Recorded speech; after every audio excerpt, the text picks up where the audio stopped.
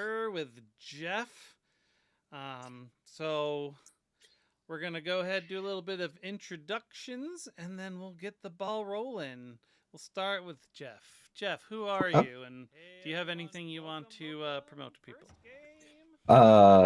I'm Geoff. I will be the DM for this session. I'm a regular on most of the OD&D podcasts. And I guess I don't have anything really to promote to right now at this second, other than I do apologize. Our two cats are just out of kitten stage and like to jump up onto my lap and pester me at random intervals. But I do have an and I episode guess of A Fistful of I don't have Dice in the anything really can. to promote. Just have not had time to Right actually now at put it this together second, to upload other it. than I do So apologize. you can shill that Our because you're the two DM of that cats as well. are So just if you Oh, like what yeah. he does here today, And you'll probably like like that to one. jump up on my Yes. lap and pester me. And we need to have another session of that. It's been a couple of weeks. So All right, Rosemary. Yes, hello. My name is Rosie. I am a musician, composer, personality, maker of things, based out of somewhere in Ohio. I am here to be playing with all of you today. Yes, hello. My name is Rosie. Lady. I am a Hi, I'm Azbat, the token Brit for this session. Common interloper. I've been here since the very first Meowrathon. Good lord, some time now. Dan and you Geoff keep put up with me.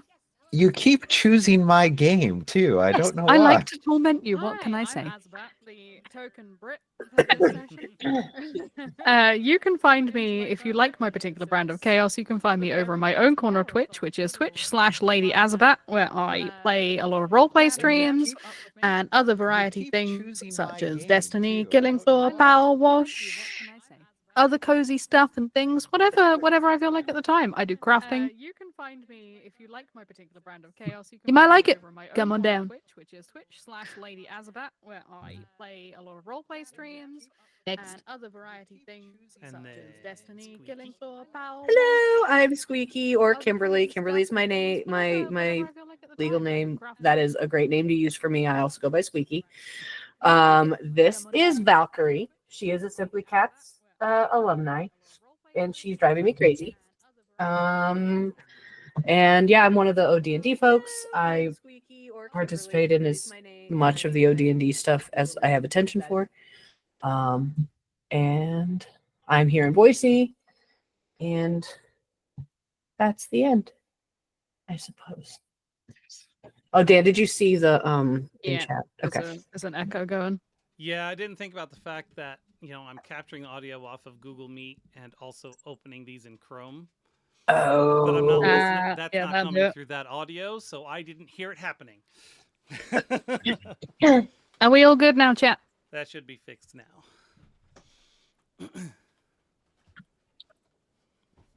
And Squeaky, did you already? Sorry, I was fixing the issue. So you did yours? So we're up to Star. Okay, Yeah. Star. Who are? Hi, I'm Star. I'll be the anonymous voice in the corner today. I'm here to support my friends. I think this is my second or my third time joining you all. I'm a teacher, and I'm here from Milwaukee, which is hotter than it has any right to be in Wisconsin today. And that's it. That's me. Nice. It was in the low hundreds in Boston this week. Like that's just miserable. It has just got back from being 30 degrees Celsius in the UK like 4 days ago, and it's going back to being that again in a couple of days. I'm so thrilled. Okie dokie. I just want Twitch and everyone, or Google Meet, I guess, to know that you're forcing me to use Edge for my stuff so that I don't accidentally have sound bleed. Right? Gross, huh? That is a choice. I actually really monitored on my laptop. I'll probably move over there. So I actually have a funny thing to tell you about Edge later, Dan. Don't Yeah, let we can't me turn this forget. into the opening of the ODD podcast. It takes us 20 minutes to get into the game every time. Yeah. Okay. Yeah, that's being generous. So, All right. Godspeed, guys. Woohoo! Let me know if you need anything, Jeff, and I'll keep an eye on the rewards. of course, and just let me know or let somebody know, and they can break in and tell me. I'm watching. Don't you worry. All right, lady, you are assigned that role. Okay. So, as promised, this is we are going to start a Fistful of Fur, which is the first chapter in the For a Kitten saga, put together by Dark Eagle Games. It's available out there on Drive-Thru RPG.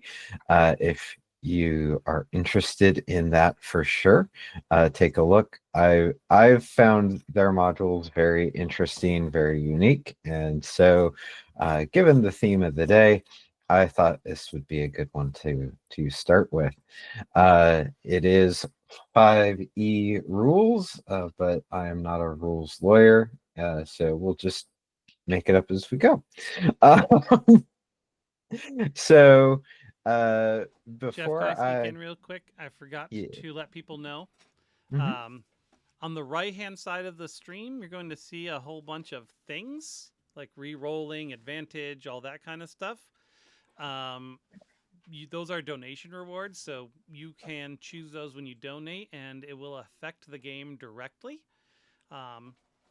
And when you get through your description, Jeff, if you want to just quickly go through that for folks, just what each one means, that'd be awesome. Sorry, I should have said it at the top, but I'm out of practice. It's all right. We took last year off, and this is where we're at now. All right. So yes.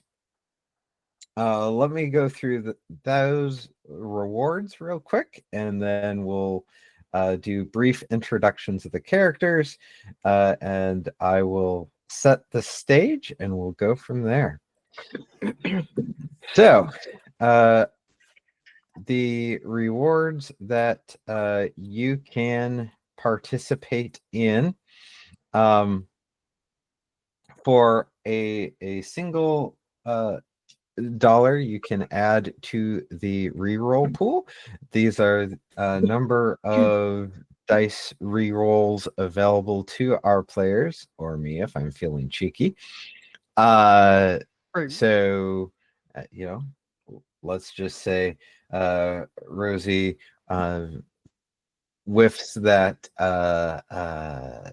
sneak check. If there's a re-roll in the pool, she can re-roll, and you can grant her that via $1. Now these just go into a pool, so anybody can pull them at any time. They'll have to figure it out themselves who's going to use them. For $2, you can add to the advantage pool, which is kind of the same way. We just add number of advantages into the pool, and if somebody wants to use one, they can fight amongst themselves as to who's going to do that. For $3, you can be a jerk and make the next roll be done at disadvantage, which is always fun. And I definitely encourage tomfoolery and shenanigans. For $5, you can add an enemy combatant. I will say, just as a spoiler, most of the enemies today are going to be either goblins or ogres. So we will definitely talk about what enemy you're getting. You can add in. These are level 3 characters, so no adding, Tiamat to the adventure, but we can definitely have some fun with that. There are only 10 slots of those available, so you can't donate like $100 and make me add in 20 goblins, because that would just get insane. For $10, you can have your very own NPC that you can help me control. the village of Slumbervale, where this is set, is a gnome village. So most of the NPCs are going to be gnomes, and they follow a very particular naming convention. It's a adjective or a verb and a noun. So like uphill or yellow stump. Those are actually two of the very important NPCs that you'll meet very soon. But for $10, you can add your own NPC to the mix, and we will have some conversations with them. And there are 5 of those slots available. For the truly chaotic among you, for $25, I will draw a card from the deck of many things. We're doing the 13 card deck. And so $25, 13 slots. We'll do the poll and see what happens. If you are feeling particularly generous, at some point in the chaos, the party will, for $100, the party will be given a full 22 card deck of many things. And what they do with that deck, I'm here to arbitrate. I'm not going to pass moral judgment. All right. I'm sure it'll be fine. You're what? I'm sure it'll be fine, and I won't do. I promise not to do anything none of the rest of you wouldn't do. I get the idea if you were prone to passing moral judgment, this whole friend group wouldn't exist. So I think here we all are. I drink coffee and I know things. That's my job. Yeah. So any questions before we get started?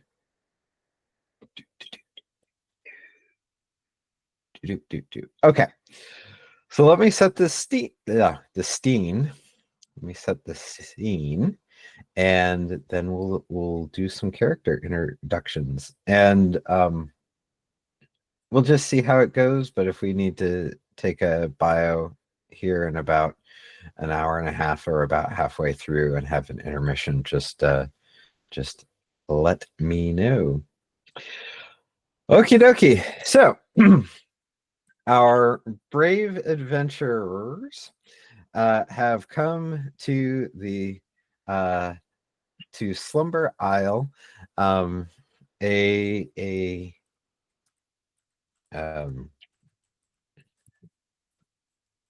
place that has been known for its unique history. In the old days, it was known by the old elves as Mosswood Rock. Today, it's known as some Slumber Isle. It's a place of lush and untamed jungle with towering trees that seem to reach up to the sky. The air is humid and heavy with scents of exotic plants and flowers. The wildlife sounds can be heard all around, from the calls of brightly colored birds to the growls of dangerous predators. The island was once a thriving gnome kingdom with several towns scattered throughout the jungle. The gnomes lived in relative harmony with the moss elves and jungle trolls, enjoying a peaceful existence until the arrival of the void giants about 500 years ago. These colossal beings swept across the island, conquering everything in their path until their kingdoms collapsed about 200 years later. Only the town of Slumbervale was left standing. For centuries, the island remained forgotten and isolated, with only the occasional ship passing by on its way to other destinations.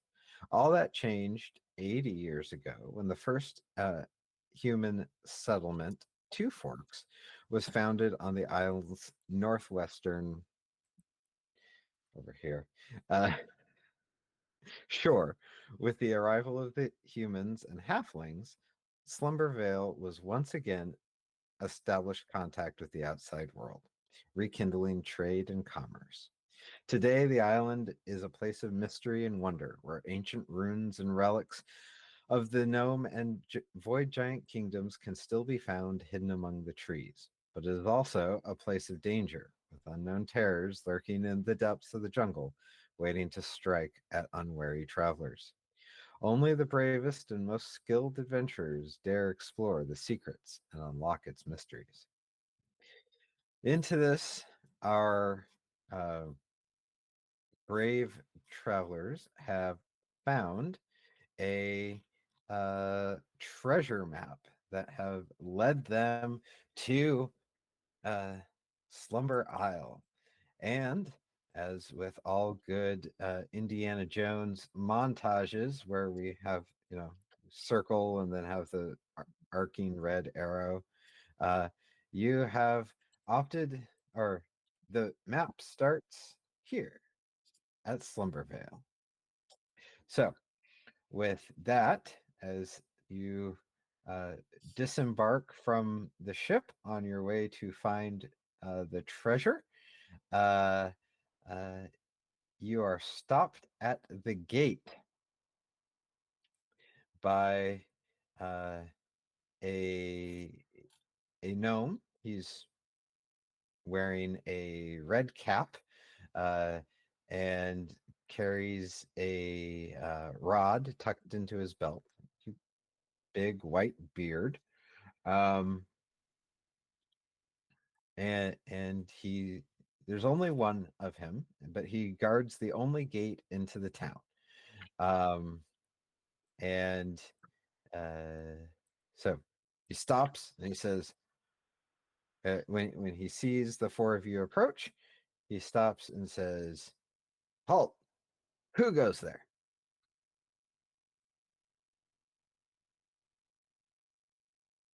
This is where you introduce your Hello, we are on an adventure. My name is Aurora Sullivan. I'm a kitty cat kind of person. But, there, that's my character. She got a tail. She's a cat person. Mhm. We would like to come in, please.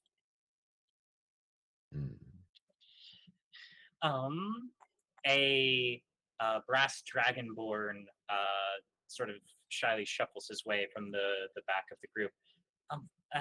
Hello, my name is Oregano. I am a wizard of the Culinary Arts Guild, here to explore Slumber Isle.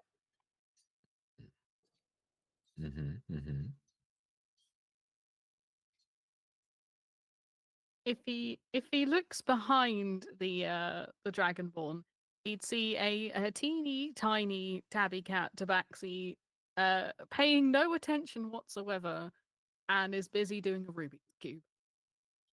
Is he doing what? Rubik's Cube. I thought you said Ruby Goo, and I was like, wait. And then my ADHD slow processing kicked in, and I heard, no, it was Rubik's Cube. I'm going to plant my trident in the sand, and I'm going to lean forward and go, "You already know my name, and you already know why I'm here." How good. We found the face of the party.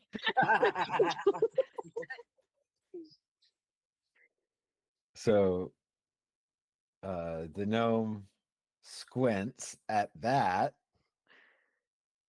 and is not quite sure what to make of the person not introducing themselves, but says, "And what do you want in Slumbervale?"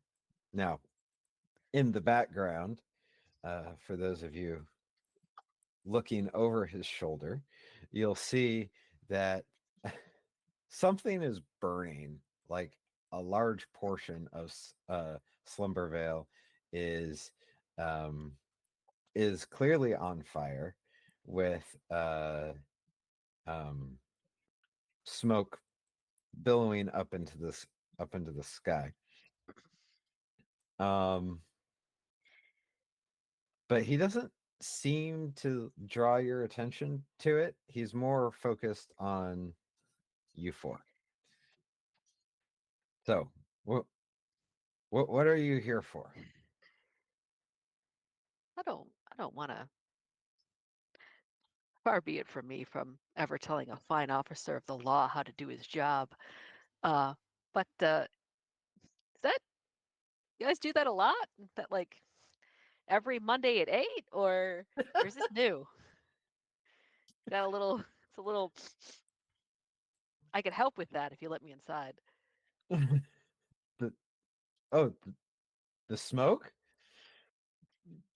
Yeah, there was some commotion and an explosion. Oh. But I'm sure my brother-in-law, Mr. Yellowstump, has it. He's fine. He's got it under control. Man, your sister really knew how to pick them, huh?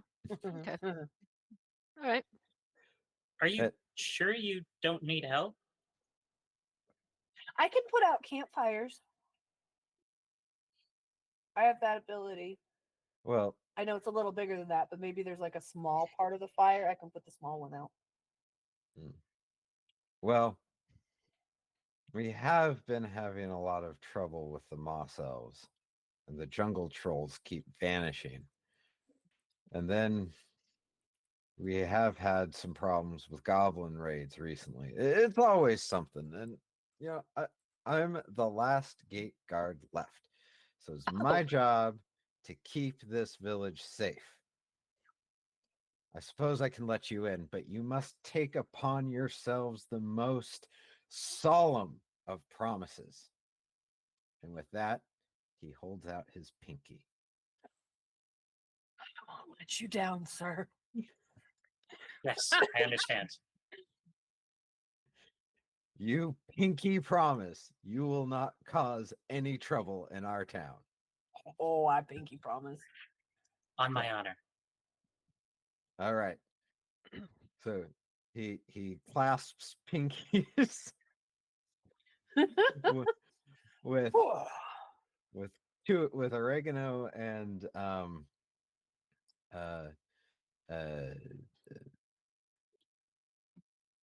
Aurora, I believe. Aurora. There we go. What about I'm just gonna put my Kyle? finger on top. I'm just gonna put my finger on top when everyone else is done. Like, of Like- course, I would never. do Wait, hold on. anything I like just want that. to be clear. I was assuming he was going one by one to each of No. us and locking. Yes. I so much like more what you said of just everyone together, one Yes, I'm singular just like interlocked Captain spiral Planet, of like pinky. you. Okay. Yeah, So if he's coming down the line, he'll get his fingers shaken with a tail. okay. So are you guys like go teaming it, or are you individually making No, we have to go team it. We have I to think go we have to team go it. team it. We have I to feel go like team we it. have to go team it. Come on it. Let's go. You just hear a tiny little sigh. All right, crew, you And heard this him. the tiny paw just fine if I have Okay. to, fine. All right. So the solemn obligation that you guys will not cause trouble being made. He kind of shuffles to the side and lets you pass into the village of Slumbervale proper. I hope they're giving that man a raise. Right? Oh, okay. As you enter the gate, as I'm sure you're all going to do. Yes. Yeah. I Um, think we kind of have to at you this point. you notice a couple of things. One, there is a distinct lack of adults. I mean, there's some, but the number of children far outnumber the number of adults. This is verging on a Children of the Corn type situation. And as you come in, a huge mob of of kids, of children gnomes, gnome children, run up and Gnomedrin? start, huh? Gnomedrin? No, that doesn't work. Start like glomming on to each of you, and they're just all so happy to see you, and they start saying, "Oh, you're the heroes. You're the heroes that have come to save our city. Oh, thank you so very, very much." Yes, that's exactly why we're here. So Right? at the first moment, like one of those children tries to touch her, Hick just like shoots vertically up in the air and is like, and who's the tallest member of the party? Probably the Dragonborn? But probably not. I made myself purposely very short. Oh, okay, so we've got a Dragonborn, a Shifter, a Tabaxi, and I'm sorry, what was the fourth one? I'm a Triton. Triton. I'm 6 feet. So who's That's shorter than probably, me? That'll do. probably you then. That'll yeah. do. Okay, cool. I'm just huge. Nice. You suddenly find you suddenly find a tiny tabaxi clinging to like sitting on your shoulder, trying to get away from all the children. I can look at your characters. Cool. Sorry. So,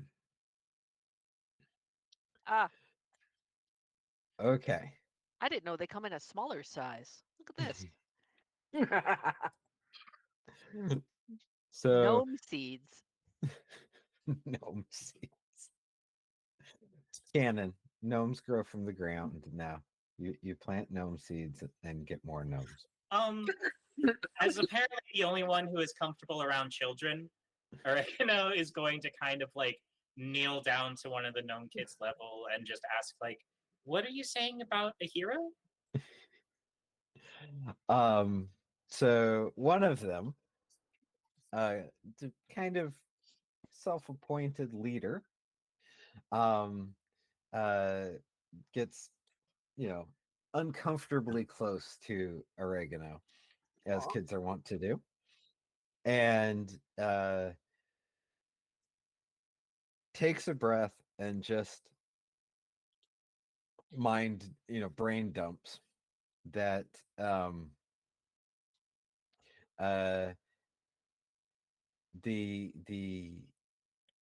their parents had promised that heroes were going to come and save the city because the evil goblins keep trying to burn down the other half of the town, and the adults are being dummy heads, and they a lot of the families are missing. They might have new homes somewhere up in the sky, and while that's great, they miss them all terribly. Oh, baby. Their uncle, Mr. Yellowstump, has tried to help by turning many of the adults into fat ogres. Oh, yeah, that's helpful. And well, it seems to have made things worse. Sorry. Yeah, that'll do that. Are thin ogres a choice? No? Oh, well. Probably. They look. The child leader looks a little dumbfounded at the question because still processing, and goes,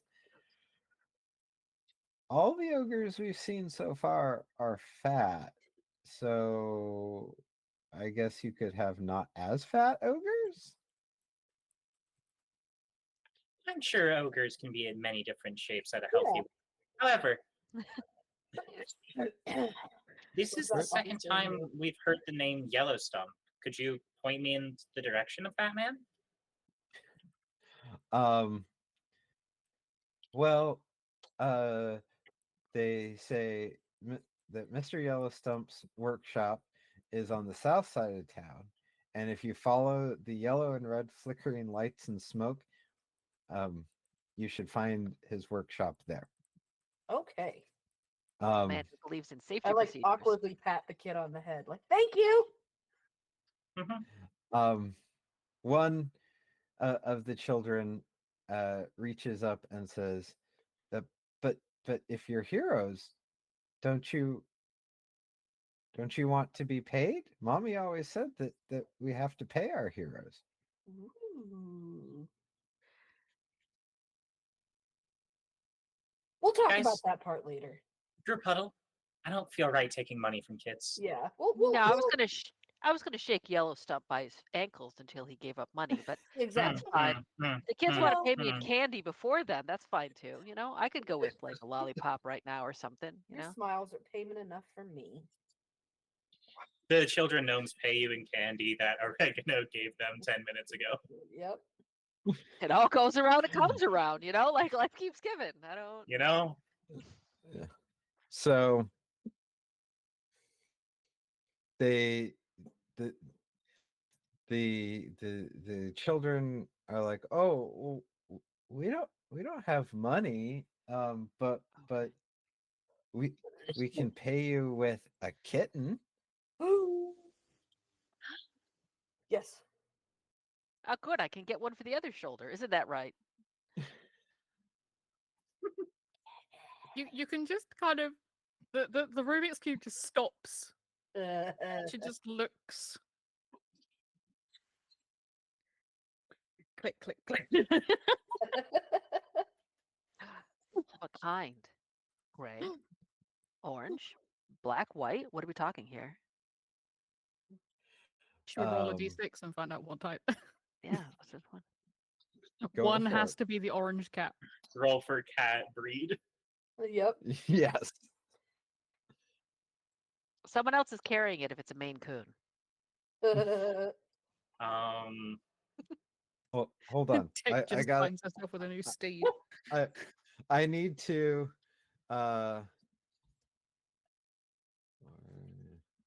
Immediately drops my d6. So no. Yeah. Okay. That's the sound you want your DM to make. I had to come up with a list of 6 cats real quick. So glad to help. So, somebody roll a d6. You got it. That's a 4.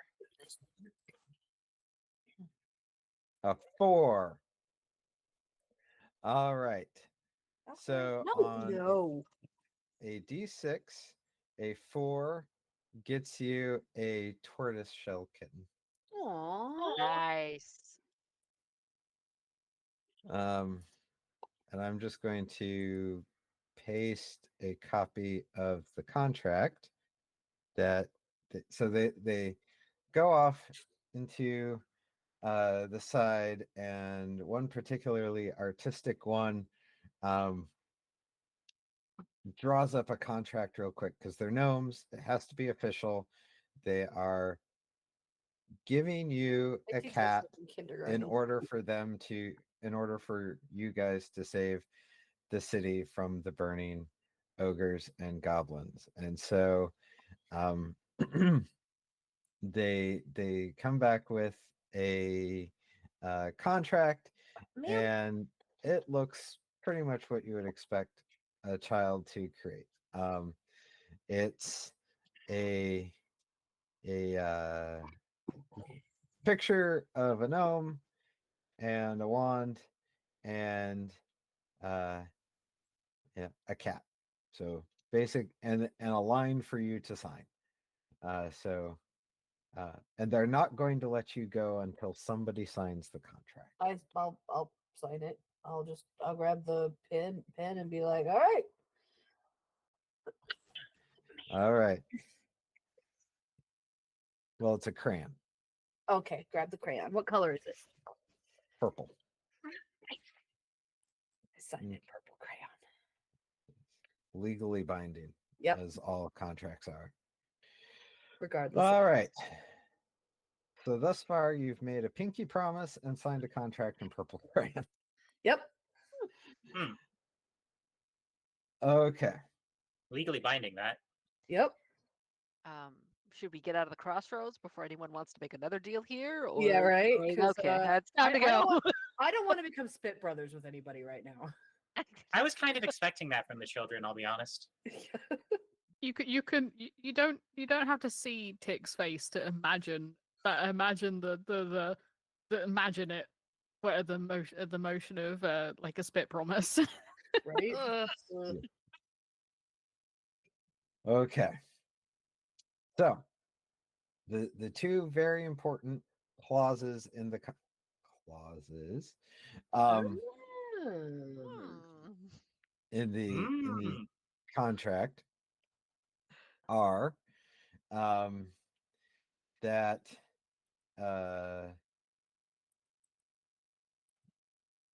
they don't have money, so they will pay you with one tortoiseshell pattern kitten. Okay. And as long as it's not their favorite. They have a bunch of kittens. They're going to play with them. They might bond with it as long as I think that's reasonable. Yeah. It's a reasonable accommodation. We're not monsters. We don't want to take away your favorite kitten. Yeah. So they tell you that the wand that Mr. Yellowstump uses to change the adult gnomes into ogres can be found in his workshop, and you need to find the wand to get rid of the ogres and to get rid of the scary purple troll. Yeah. Oh. All right. And in exchange, they will give you a kitten. All right. So I'm guessing the scary purple troll is extra scary. Of course. Yeah. It is the scariest of the purple trolls. Okie dokie.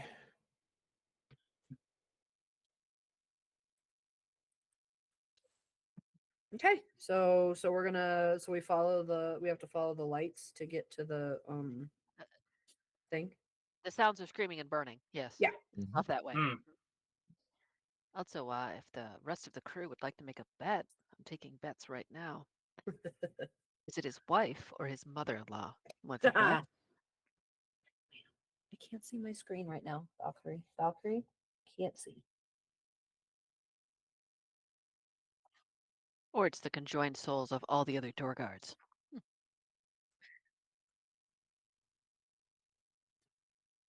Okay.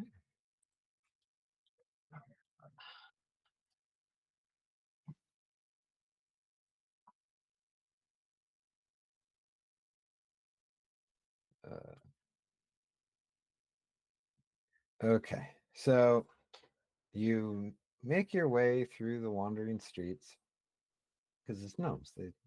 They'll build things straight for most of the way, and then it becomes a winding cow path. And this is a 500-year-old town, so It's a little wonky. it's a little wonky. But you follow the flames and the smoke, and eventually you find the um,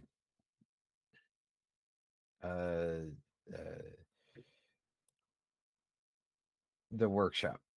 So quick, I have a cantrip that I can put out campfires or small fires. So if they're any small enough, I'm gonna cantrip them out. Okay. So you pass a few like smaller fires and you fire extinguish them. Yep. Okay. I'm helping. Yes, you are. So you put out some of the trash fires on the way down there. Yep. It's not hard for you to find the workshop of Mr. Yellowstone. Like much of the southern part of town, it's on fire. Oh. And outside of the workshop, there are about 5 goblins and 3. Yeah, somebody roll a d6. I don't have one handy.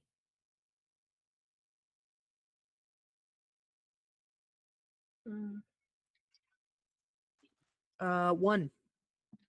And 3 fat ogres loitering What? around outside. They are kind of rummaging through some of the rubble outside, trying to find anything good or useful that had been outside of the workshop.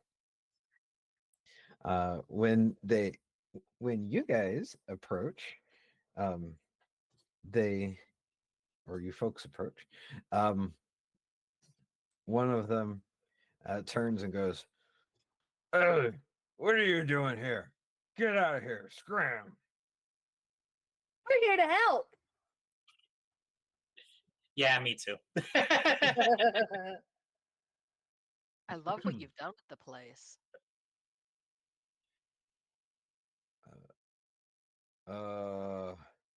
Well, did you bring us something to eat? We're here to take your order. I could create something for you if you're hungry.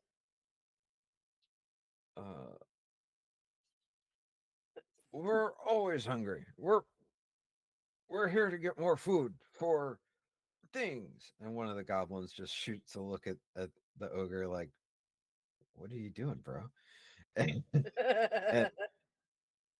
and Now, one of the other goblins finally speaks up and is like, "You're not getting out of here unless you give us something to eat or something shiny." I mean, and she kind of looks at the ogres as, if you're hungry, you just eat them, and points down to the goblins. I have heard goblin is really tasty. It's true. The second ogre goes, "We can't eat them. We are them. That's my brother." Well, family who eats together stays together.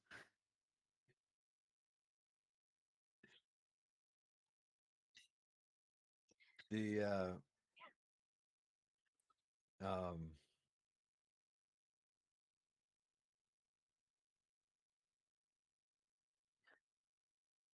okay.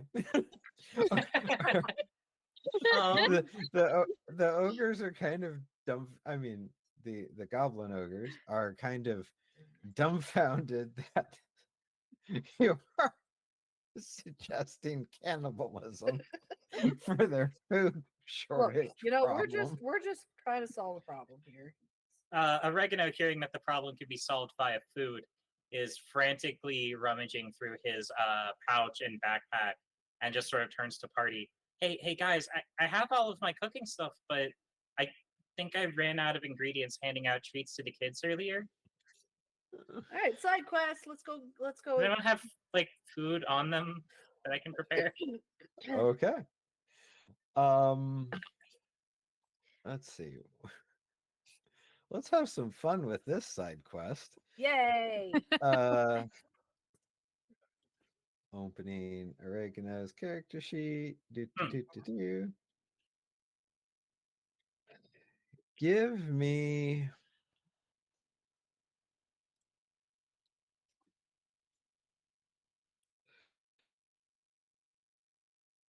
all right. Give me a persuasion check first. Okay. Persuasion. Mm-hmm. We're looking at here. Okay. That will be a 17. Okay. So you pretty easily convince these goblins that if they just wait right here, you will go get them something to eat. So they're going to let you go about your cooking.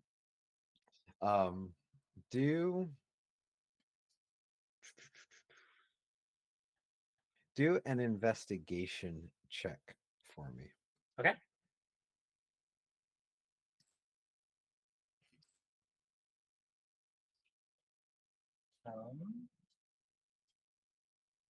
That will be a Investigation 14. Okay, 14. So that means okay. It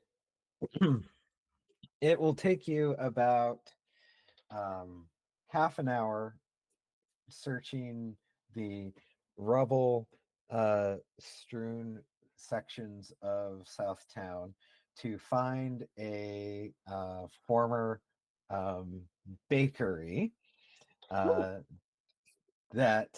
it's just a couple blocks away, about 3 blocks away.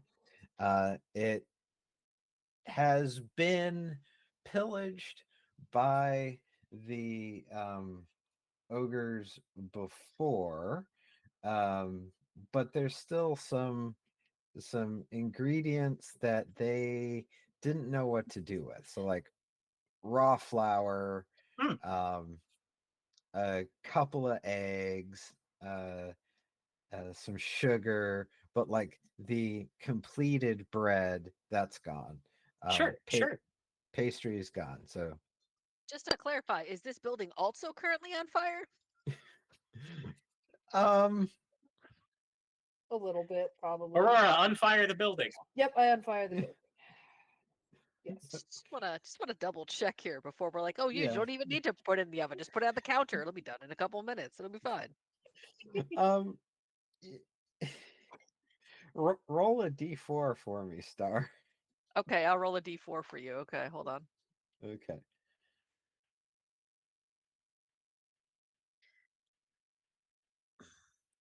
One. It is on fire. Okay. Well, I'm sure between the two of us. Yes. Yeah, we got this. We're good. Yeah. So you have access to a bakery with some ingredients, but it's on fire. That is okay. I am a brass dragonborn. I am resistant to fire. Oh, nice. So I will very casually be scourging the smoldering building for. I need to get ingredients for something to make fast, which bread notoriously isn't. So I think oregano scrounges up just like flour, water, perhaps just like salt and sugar, just very, very basic ingredients. Probably nothing like a leavener because we do not have the time. Are you making pancakes? I was gonna make fry bread actually. Okay. Been a long time. And is going to just like rummaging through his pack, take out a large wooden bowl and his trusty spoon wand and start mixing that. And as dough is being mixed, he will summon up his mage hands to keep that stirring while moving over to grab a large cast iron skillet that he will fill with oil from his flask, and with a snap of fingers, I don't think I can do mage hand and create bonfire at the same time.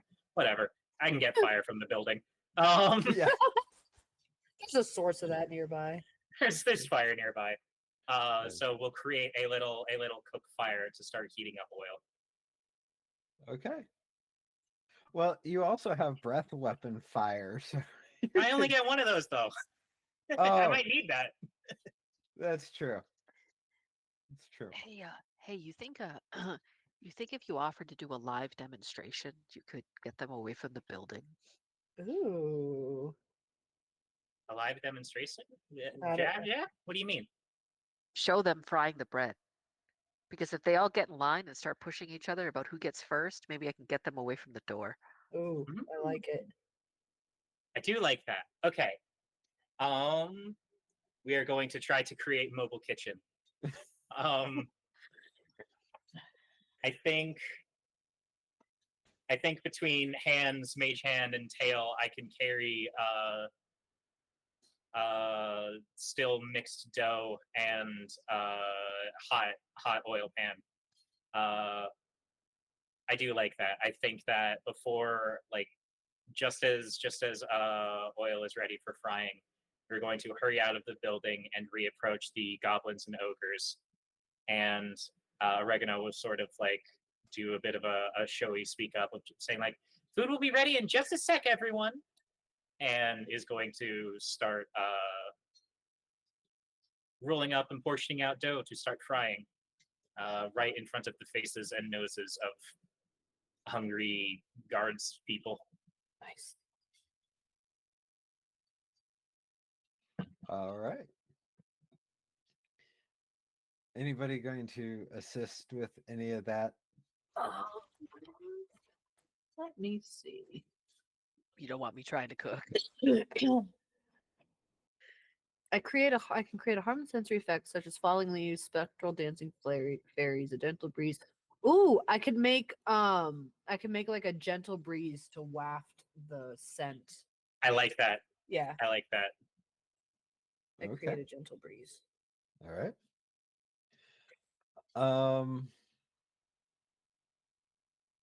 Just because I'm feeling feisty this morning, Uh-oh.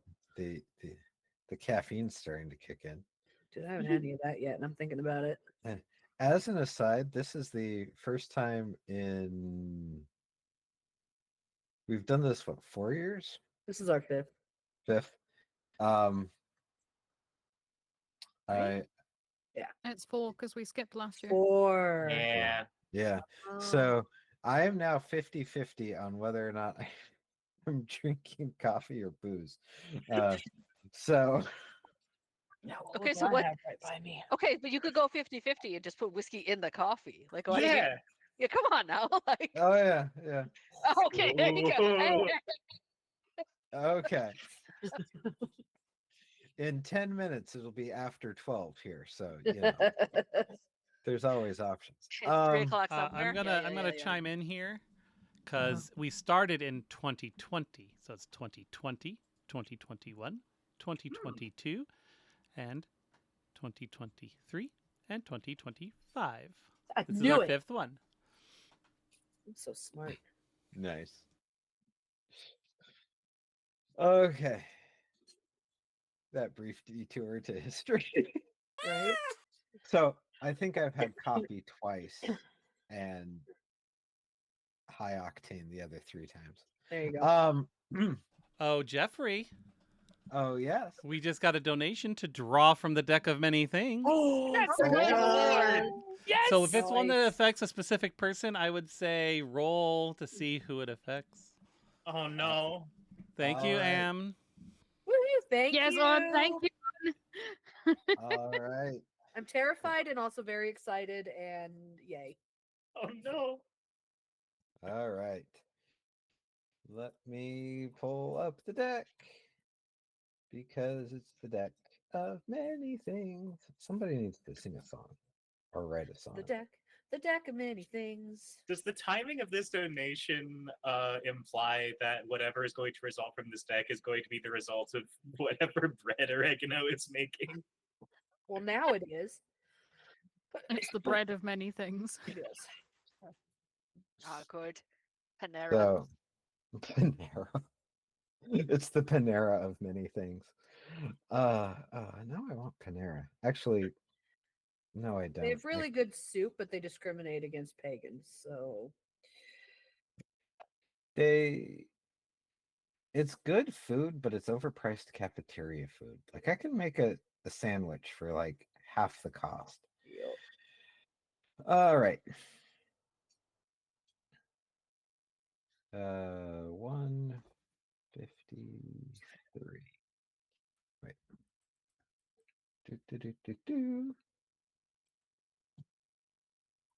You know, I said I was going to bookmark the deck of many things in my copy of the Dungeon And you Master's Guide, and I did not.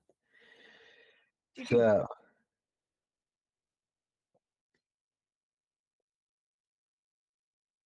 all right, 153. All right, here we go.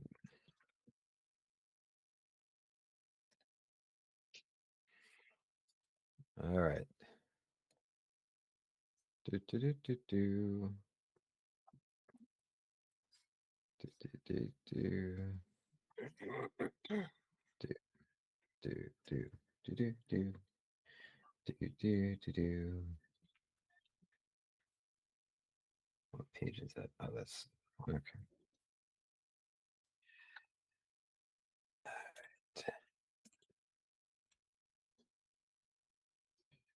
All right. Okay. So I am going to. So here's what we're going to do. I'm going to pull the card. I'm not going to tell you the card until later, but its effect will happen soon. All right. Cannot wait So, to become a spectral can of tinned fish. all right. And this is the 13 card deck. What is that? That is, oh, that's a 9. Oh, okay. That's good. I like that response from the deck of many things. What have we done? This is gonna go well for us, right? We're gonna be fine. We're gonna be fine.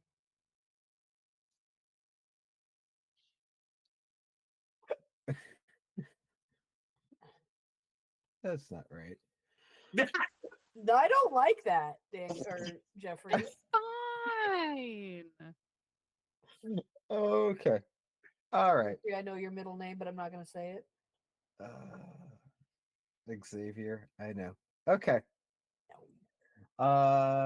Who wants to roll the D4 to see who this targets? I'll do it. Oh, go for it. I'll do it. Oh.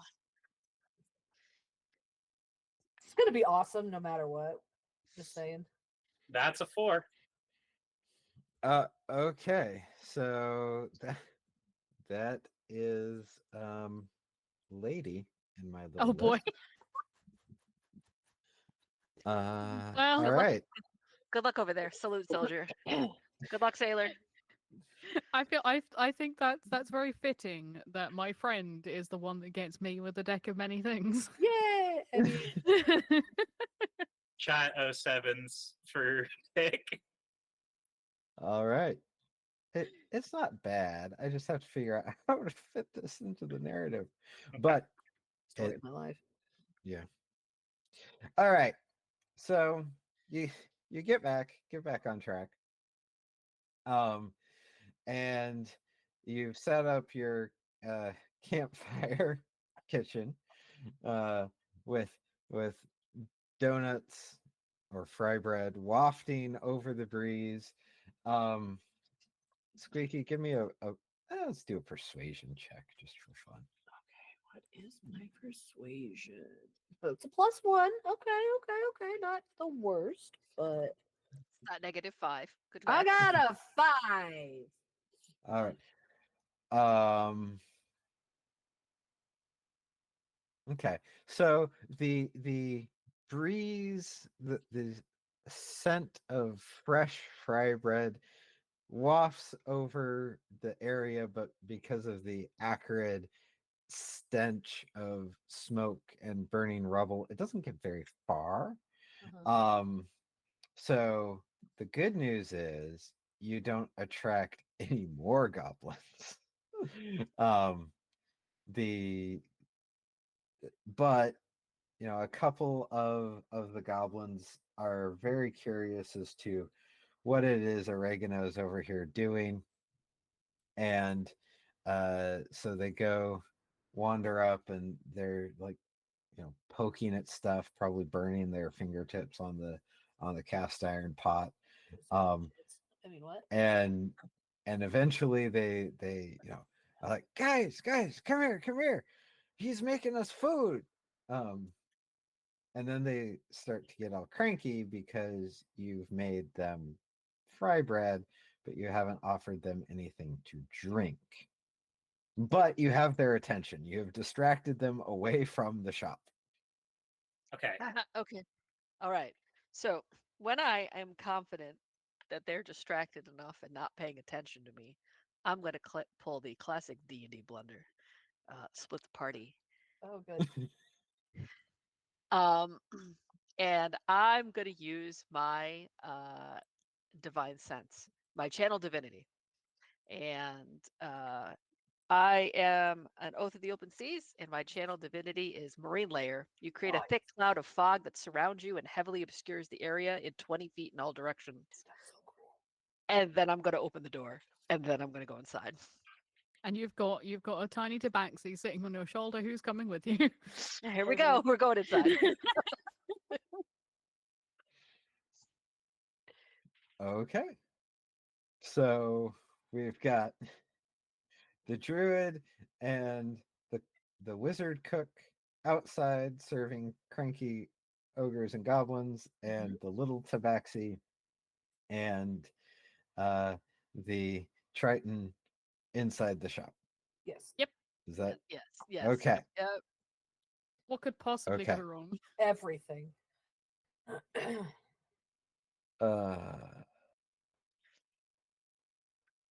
Actually, this is gonna be okay. This is gonna be okay. Is it? For you maybe. or us? So I did put in Discord the map of the room of the building. So you go in and you start in the region A1.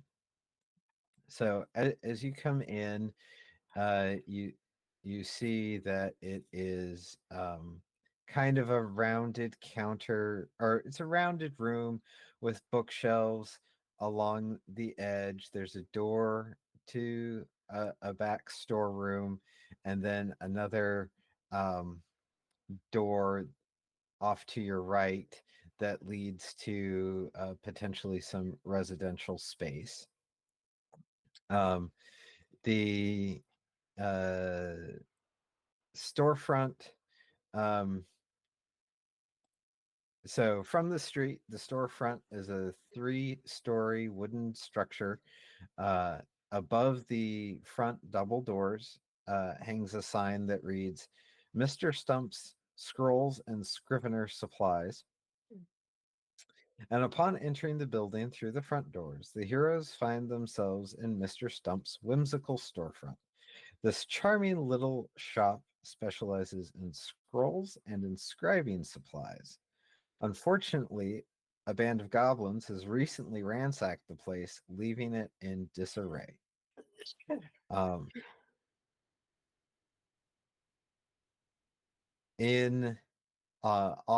the wall next to the counter, there's a peculiar, cracked, magical mirror with a woman's ghoulish reflection perpetually locked inside.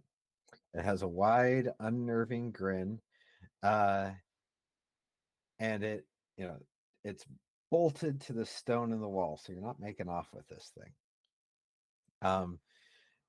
When you walk in, it proudly declares, "Greetings, valued customers. Mr. Yellowstump had to attend to urgent matters saving the world, but he will be back shortly. In the meantime, feel free to leave a message with me."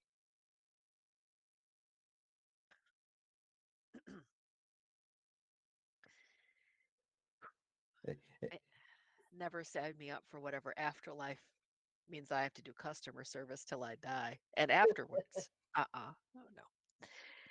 That's awful. Saving the world. That's interesting.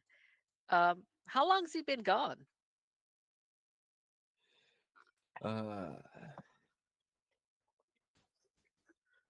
The the mirror says, "Thank you, valued customer.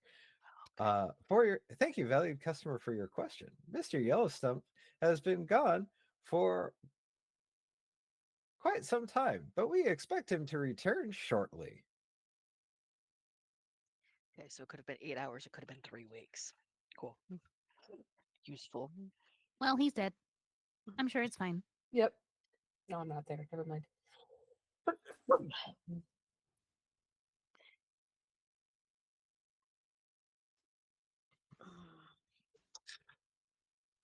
How much dust is in this place? It's not super dusty. I mean, it's been ransacked. There's still, scrolls and supplies available.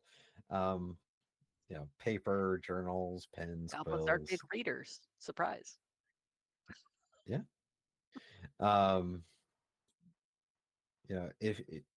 If you want to loot the place or investigate the place to see what you can find, if you both give me an investigation check, I will allow it. Okay. Sure. Okay, let's see. That would be a 7 because apparently I'm still cursed from last year. 7. Okay, let's see. Okay. I have a +1, so let's see. I get. Hold on, I need a D20, right? Hold on. Where's my D20s?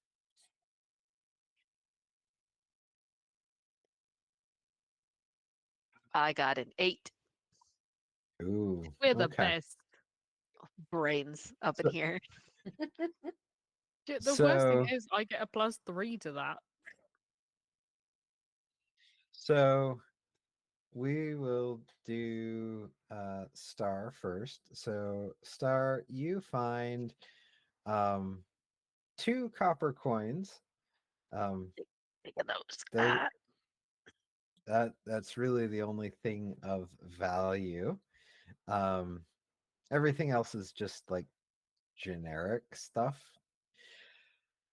But lady, you go and look at one of the bookshelves and you're flipping through the books, and when you pull one off the shelf, you notice that there's a bookmark in it. And when I'm presuming you open the book to where it's bookmarked. Yep. Yeah. Say not gonna no. steam. No. Mostly because she wants the bookmark. Yeah. And when you open the book, you realize that the bookmark is a throne card. Oh boy. So, throne, for those of you that need to keep tabs at home, you gain proficiency and expertise in your choice of history, insight, intimidation, or persuasion. In addition, haven't figured out this next part, but in addition, you gain rightful ownership of a small keep somewhere in the world. However, the keep is currently home to 1 or more monsters, which must be cleared out before you can claim the keep is yours. So, I love that. That's amazing. On the back of the throne card is written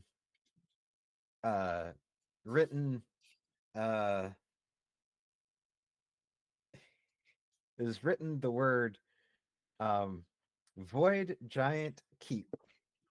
So you have a throne card, and on the reverse it says Void Giant Keep. So you have inherited a keep from the former Void Giant kingdom. You probably don't. I'm assuming she doesn't know what that means yet. Since this is a one shot, I'll take that. do with it what you will. I will take all of that. Yes, please. All right. Yeah, if it wasn't for the void giant neighbor, it'd be a great neighborhood, It's fun. Yeah.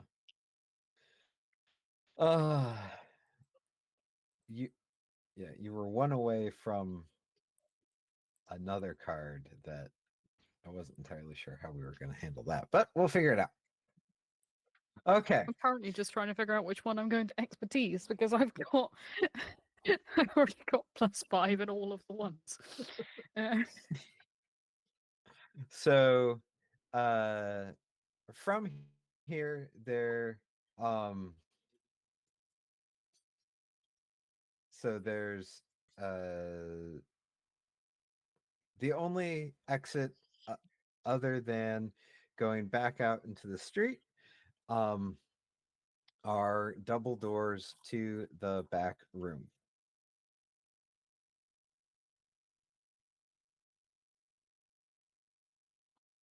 Which would be like the A2 area on the map. Oh, okay. And at this point, let's cut back to the cooks in the kitchen. What's been happening outside with the hungry hippos? I mean, hungry ogres. Well, I imagine we've become aware of the fact that they want something to drink, and Yes. oregano is currently cooking. So I suppose it falls upon me to find beverage service. So, Okay. is there a tavern?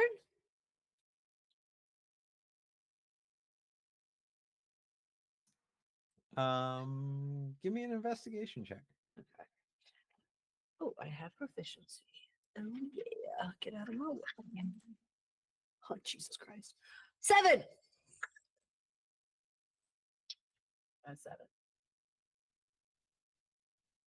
I find diddly shit. I You got another 7? I didn't mean to say advantage. I meant to say proficiency.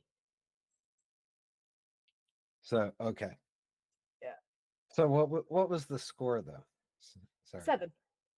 7. Okay. I rolled a 3 out of a +4. Okay. Yeah. You find a barrel of sour wine. Okay. I dump out that and fill it with water. Don't feel like serving vinegar to the ogres, huh? Mm-mm. Okay. It might So now the water might taste a little bit like the vinegar. So it's like, and I'll try to. This is probably gonna fail, but I'm gonna do my best to convince them that this is a fancy drink from where we come from. Are you selling them on Slumber Vale kombucha? Yeah. Yes, I am. Okay. Guys, it will realign all 5 of your chakras and bring you to the next generation. You don't understand. Is this what you mean when you said this? We're not going to make it past a certain section. Probably. Yeah. I don't know if you guys are on schedule or ahead or behind because you split the party. So roll a persuasion for me. I'm going to rate this one kind of high. Yeah, I've only got a +1, so this is gonna go great, you guys. It's gonna go real well. I got a 6. So they know you're bullshitting them. It tastes like thinned down vinegar. It's refreshing. Yeah. But just saying, a nice dice roll could, a nice little reroll for just $1 could fix the entire outcome of this this debacle. Oh. Just throwing it out there. Just $1. I don't know if you saw, but Rosie said she's happy.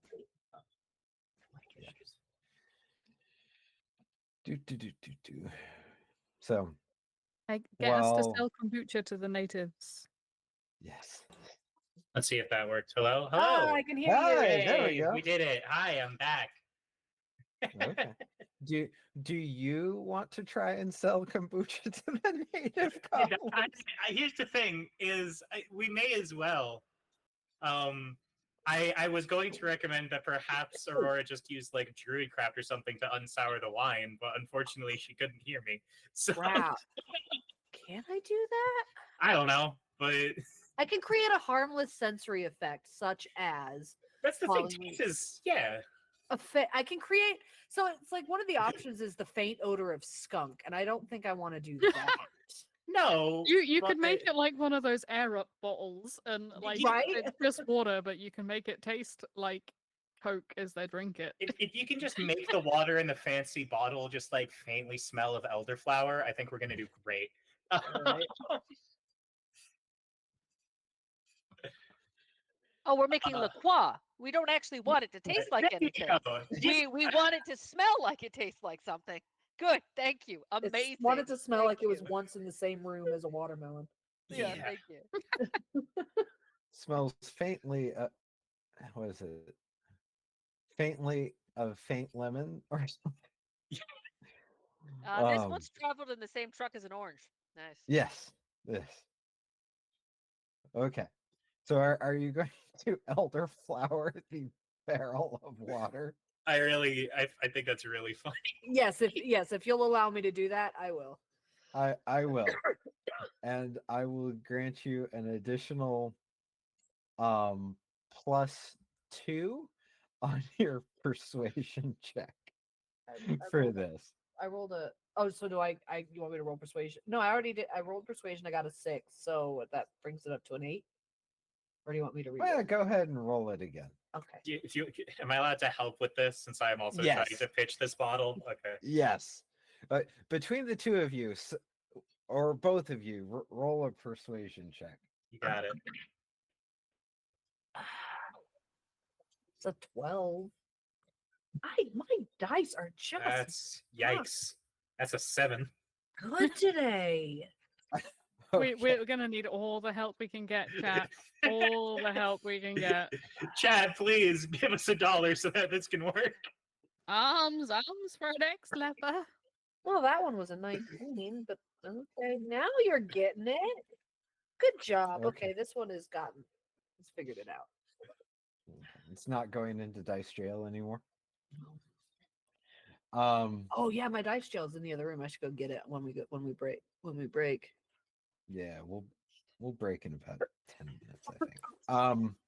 So you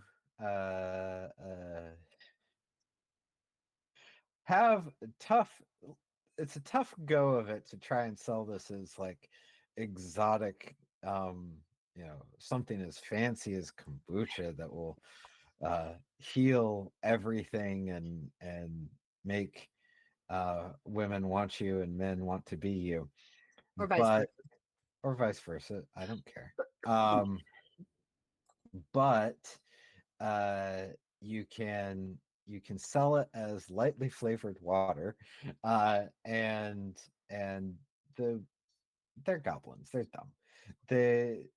And polymorphed goblins into ogres. So they buy it for the novelty. It's not their favorite drink. They're not going to like come back for more, but it's here, it's available, they drink it. So you've now satiated or distracted these, what do we say, 5 goblins and 3 ogres. Mhm. Well enough that you can either stay and keep cooking for them, or you can sneak off into the store to reform the party if you so choose. I think it would be best to reform with I agree. with Tick and apologies, chemo. Yes. All right. So, okay. Let's go ahead then and pause here when we get, and let's take a, do you want a 5 or 10-minute intermission? That's good. Dan, how long of it? I think that's on you guys. How you feeling? And You guys decide. 10. Okay. I choose 10. 10. Yeah. Thank you, okay. 10. All right. We'll take it. Thank you, Ted. We'll take a 10-minute intermission.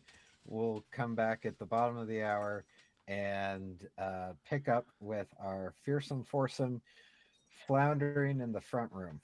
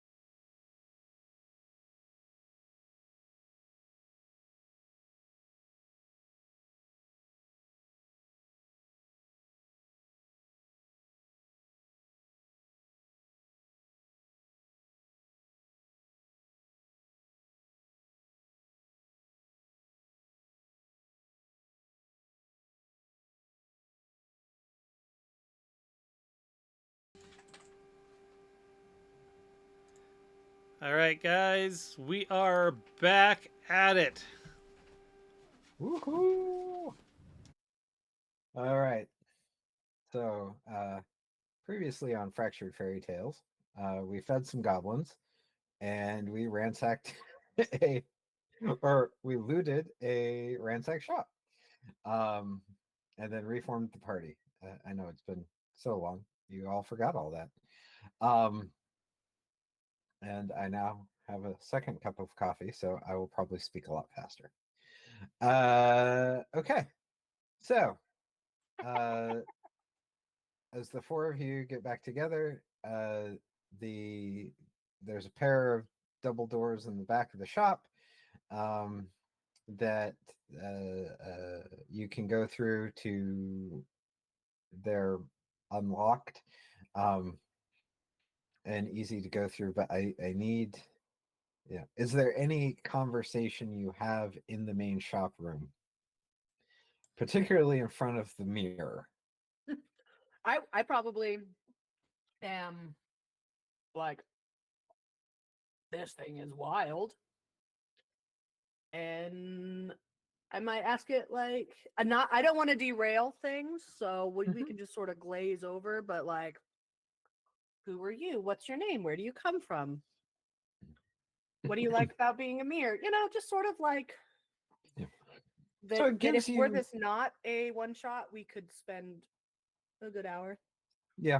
So I'll give you the summary. It's a automated voice assistant, for lack of a better descriptor. It has no the zombie lady in the mirror has no real personality beyond her willingness to help Mr. Yellowstump. So we're talking to an Amazon AI chatbot. Yeah. Exactly. That is exactly what you have. Hello, customers. How can I help? Exactly. No.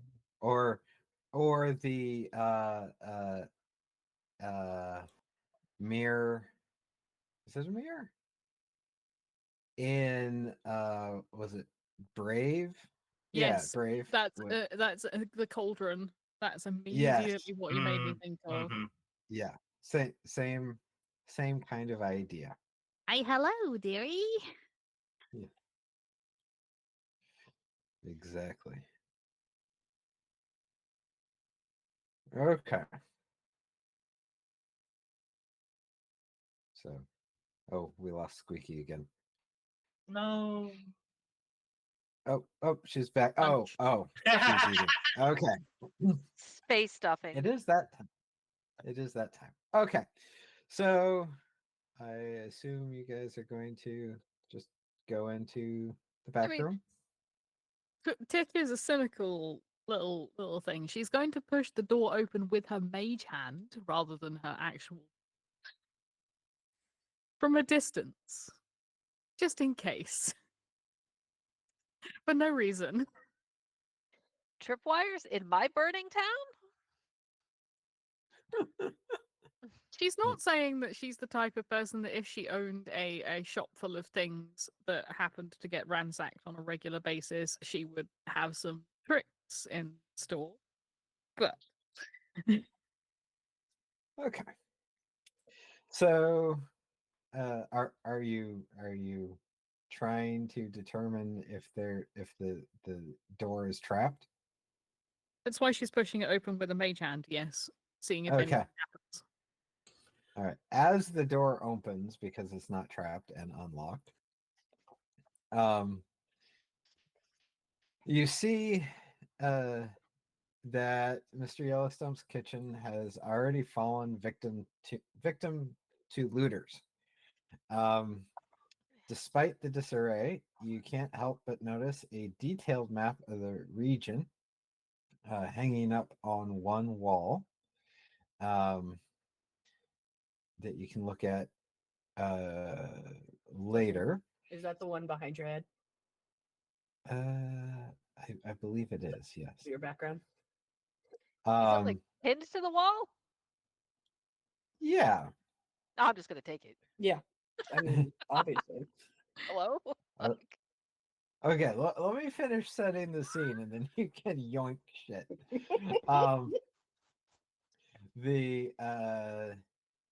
There is a cupboard in the room,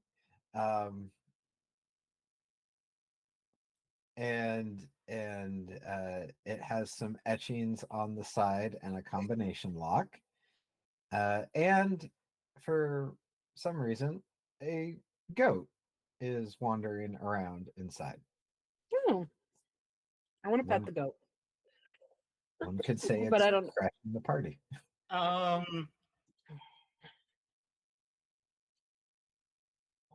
don't know if I trust goat.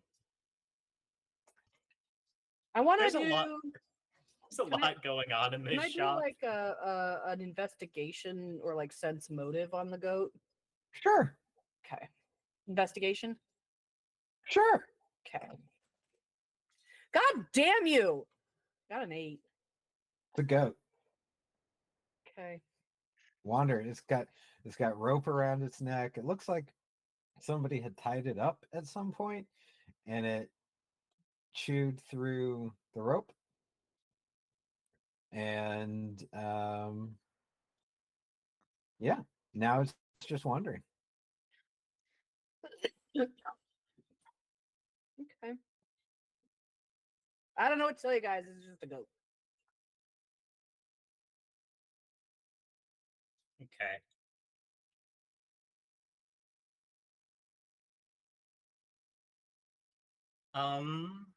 While we are exploring this shop, this workshop, I would like to cast Detect Magic as a ritual. Okay.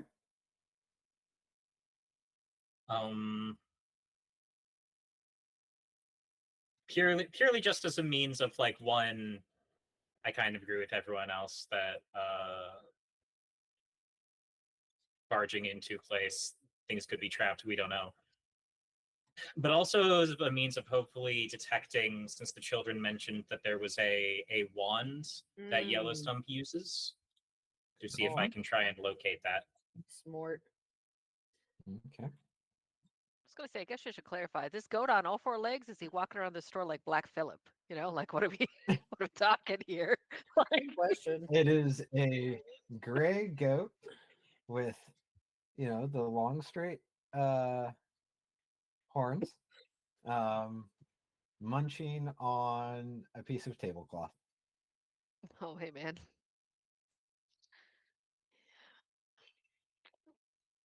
So You're incredibly if, lucky. if you all, Surprised they didn't yeah. eat you.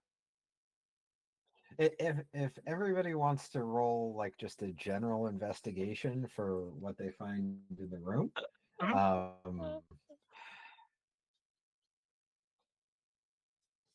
12? I guess is 12. terrible. Investigation. 17. Ooh. Oh no, not 1, 4. Sorry. The goat is looking awfully suspicious to oregano or tasty. Goat Mm. stew? Who Mhm. knows? Hmm. For everyone, did everyone else get over a 10? I got a 12, so I got that. I Going. got an 8. I can't win. Okay. Enough of you got over the threshold. I'm playing like Suede version of D&D. Like I have a target number in my head, and if you get over it, you win. Yep. I mean, yeah. So they've got the map on the wall, and if you go look at that more specifically, I've got more information about that. But you all said about the thorough search of the room, and a thorough search of the kitchen reveals remnants of a once bountiful mushroom pantry. now picked clean. Only the chewed stems litter the floor, discarded in a most ungnome-like manner. Oh. It's clear that the culprits behind this mess are none other than the goblins, who, unlike gnomes, have a penchant for spitting out mushroom stems. That's very specific. Yep. So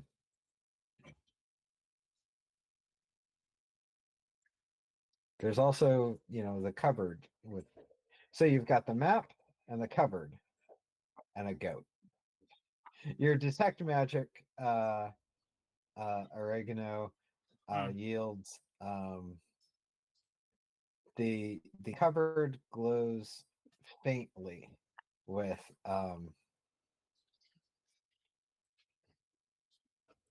magic. It's not strong magic. It's a low level spell surrounding it. Okay. Magic snacks.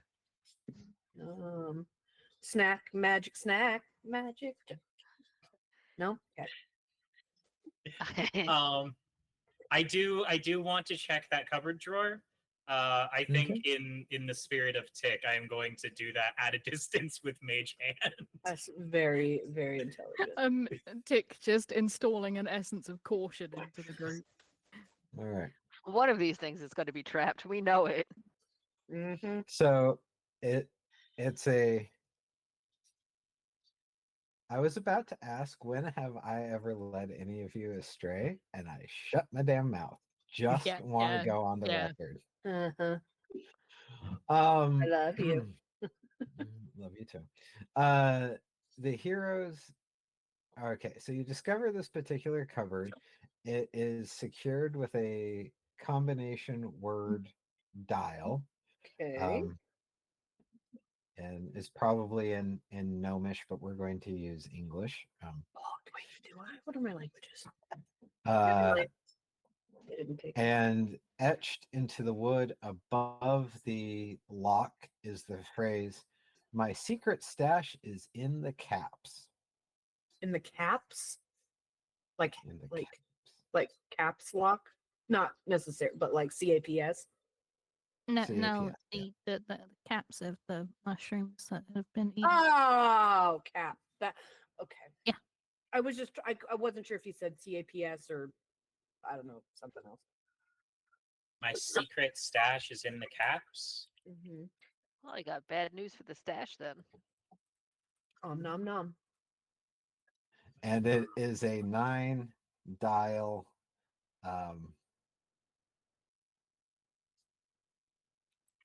it is a 9-letter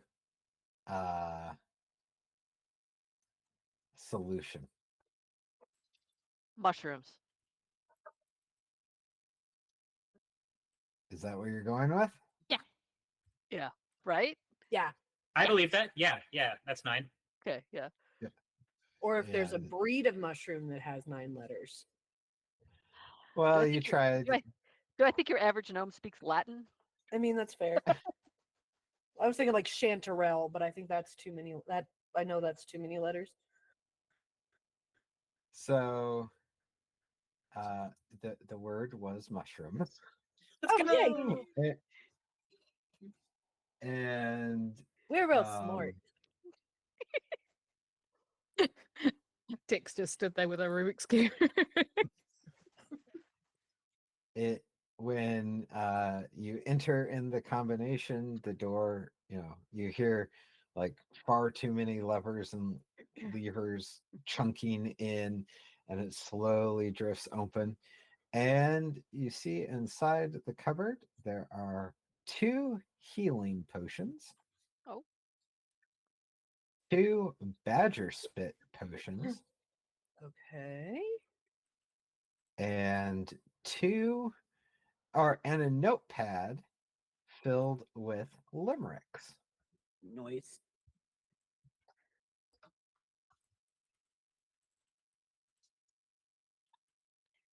Didn't realize that badgers spit a whole lot, but all right. There's Yeah, can you elaborate on badger spit potion? Sure. I think that it's a setting specific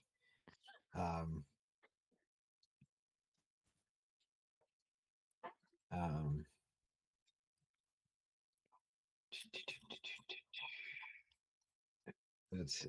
Let me find it. Are we done, buddy? Tent that you grouped enough.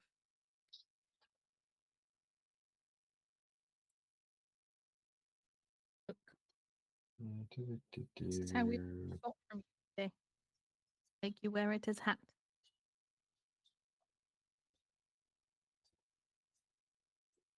All right. We gotta find where it's at here.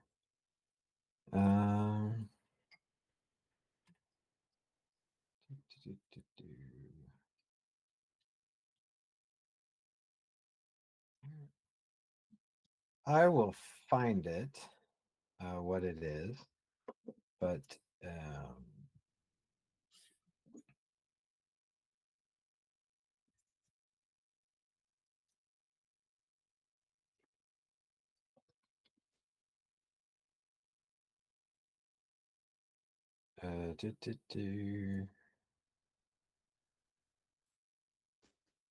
yeah, we'll find it when it becomes important, but I believe it it has an asterisk next to it, so we'll figure out what it means as we go. Hopefully when it's important. Okay.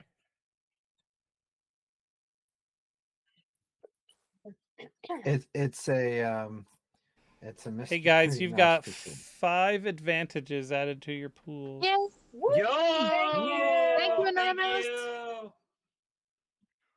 Woohoo. Okay.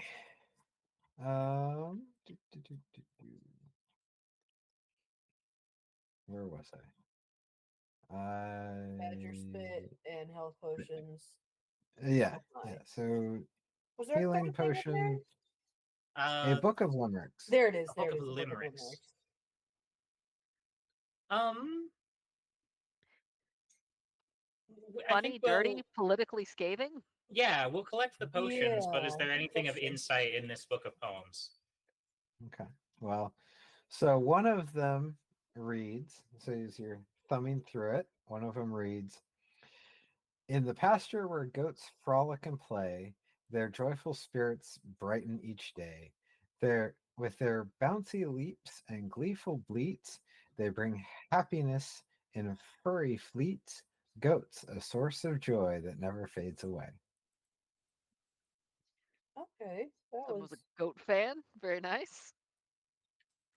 And another one is as the workday's end does arrive, leave behind the stress and strive. Say farewell to worries and woe.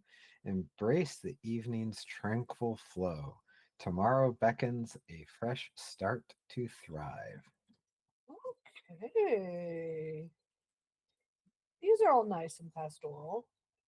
Yeah. Okay.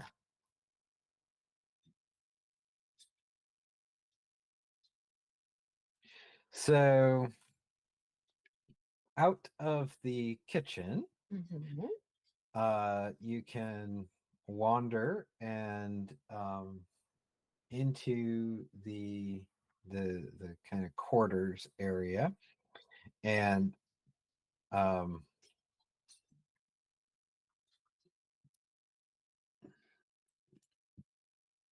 you have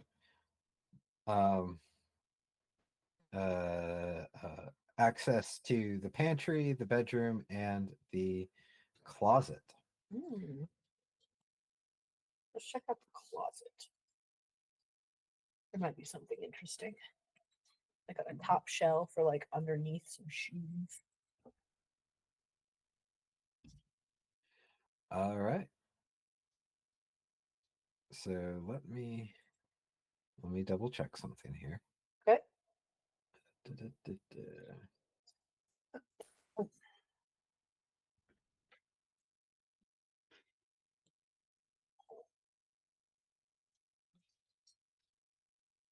Okay. So the closet is a 5. So just to be clear, to kind of the north on the other side of the kitchen is the pantry. It's kind of by itself. The closet is through the bedroom. So do you want to explore the bedroom before you go to the closet? Yeah, I probably. Yes. Okay. Definitively. Okay. Yes.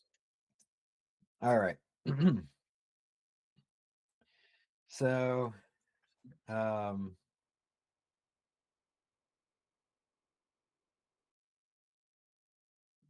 okay. All right. Do an investigation in the bedroom. God, I really have just, let's see. 12. 12. Yeah. Okay. Inspired. How about this? You find the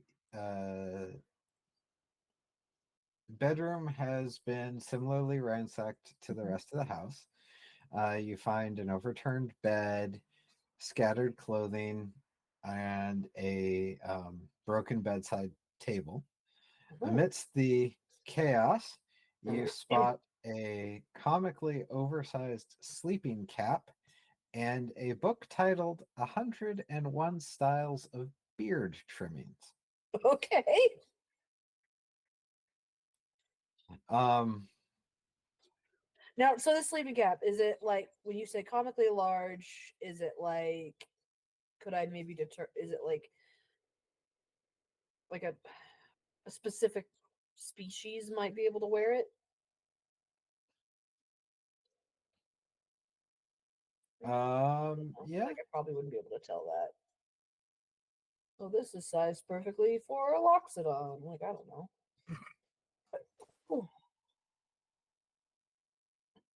That gnome was using that thing as a sleeping bag. His Yeah. whole body was going up in there. Yeah, Like, so just okay. comically, yeah, that's fair. All up ins. It's missized. Not if you snuggle. Like, I don't. Yeah.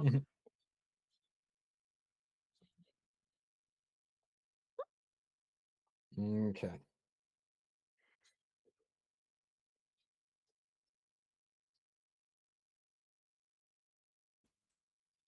All right. So, is anybody else looking around in the bedroom? I have not let eyes off of the goat. I do not trust it for a second. What's the goat doing? Like, is it following us? Is it staring at us with its beady goat eyes? Like, It's eating mushroom stems off the floor, kind of hoovering them all up. So it's Menacingly.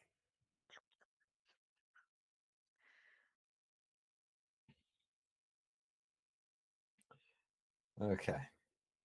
I suppose, yeah, Tick, who is somewhat attached herself to the paladin, is wandering around with them. I guess I'm Okay. gonna look under the bed. Oh, that's Okay. smart. Just do a general perception or investigation check for me. Okay. As a point of clarification, whenever I say investigation, if you would rather use perception, I don't care. That's No, 22. investigation's better. Oh, okay. Well, Okay. that is a. Let's see. What do I have on perception? I have 3, so I got a 17. I did it. Nice. That was the best roll so far today. Whee. Oh, crap. I dropped my yarn. It's fine.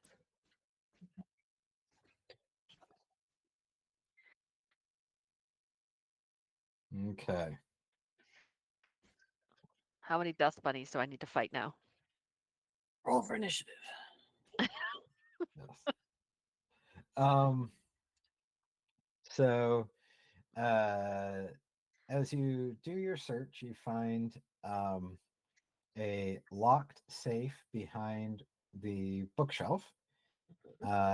And because you got a 22, you find the password written on the side. What? 1, 2, 3, 4, 5. That's amazing. It's the same combination on my luggage.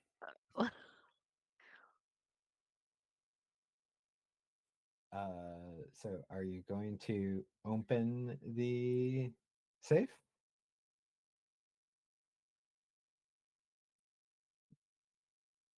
Do it. Do it. Do it. We're going to use the mage hand to open the safe. Probably is more.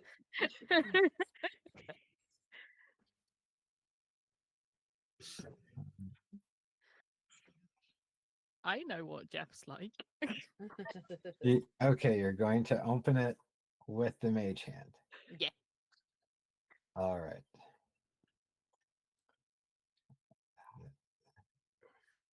Are you not in this book? Okay, fine. We'll do it this way.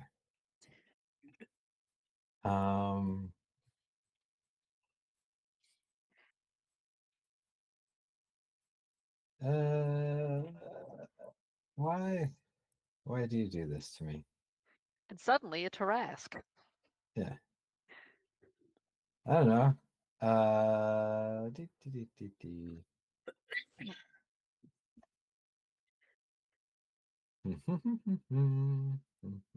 The Tarask was our big bad end boss for our 3-year campaign. Would not want to fight one of them again in a hurry.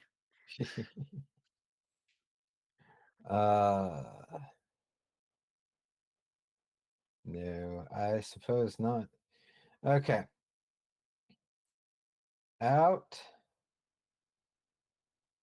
Damn spot.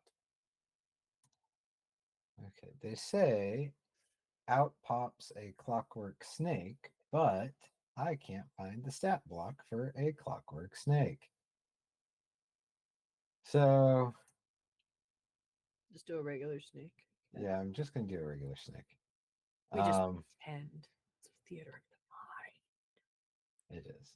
It is. Okay. Snake. Where are you?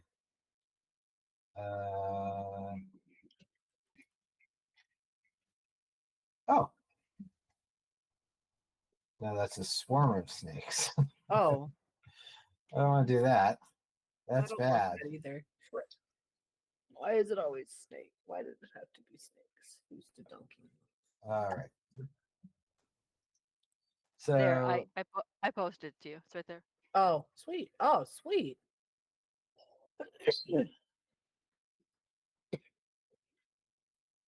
out pops a wyvern. No. Ah. Okay. Almost. So Sorry, Starfish found a clockwork iron cobra. oh, is it in the chat? Yeah. It's in the Discord. Okay. Yum. Look at that boy. Shoot.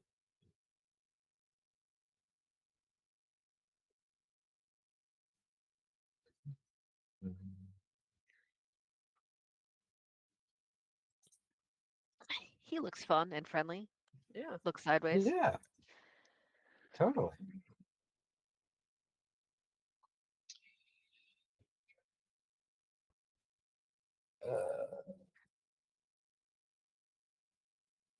Okay. Okay. Theater of the mind. Okay. We will do this then because that works. So the two of you that are in there are Tick and Chemo. Is that right? Yeah. Yep. All right. All right. I was in the bedroom. Are we in the bedroom? Yes, you're in the bedroom. Yeah, I was in the bedroom. Okay. Oregano, are you in the bedroom? I think Oregano's watching the goat. I am watching that goat. Oregano's like halfway Alright. in, keeping an eye on the goat creeping up Oh, on I us. like. Okay, I think I followed behind the others to other rooms, but like I haven't like broken eyes with either the goat or the door leading into the room with the goat.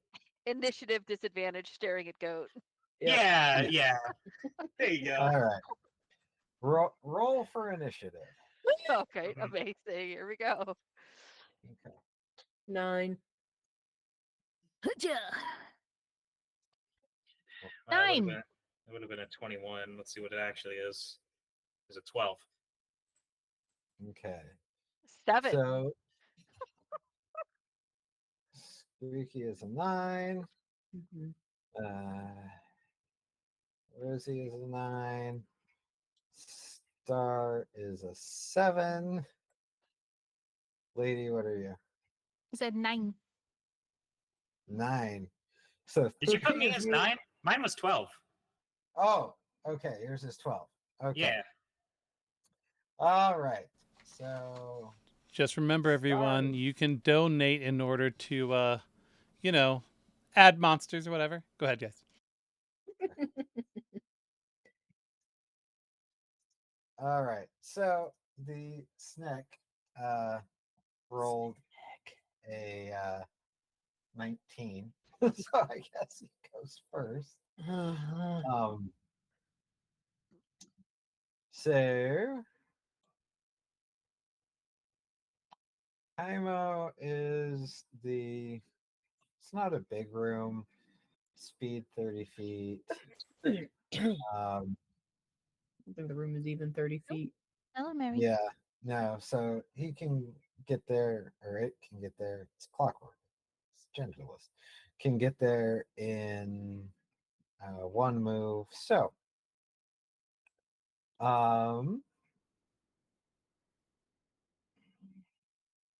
let's go for Cairo. Oh, what's your AC? 11. 11. Okay.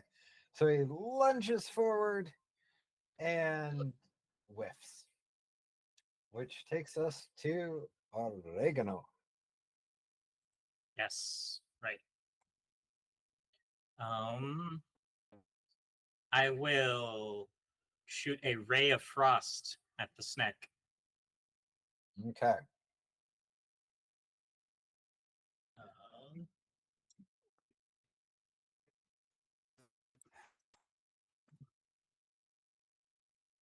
D20's already in there. Okay.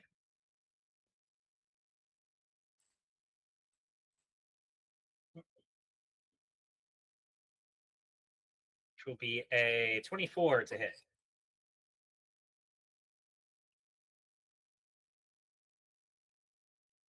24. You hit. Oh, right. On my D8. I do 7 cold damage. 7 Wow. cold damage.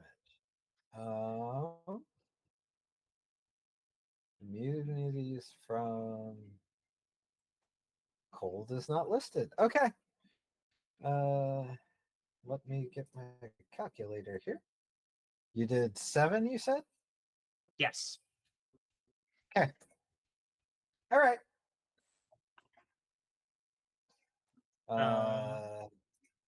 Good. All right. And then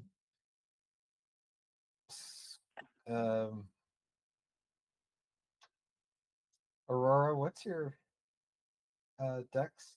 +1. It's Okay, 13. And Tick, what's your dex? Sorry. Dex is +4. Okay, so Tick gets to go next. Okay. Tick is gonna do a thing. She's gonna do a ray of frost. Oh, Yeah. That worked for oregano. That's a nat 20. Oh, Let's go! all right. Double On the a damage. cantrip, no less.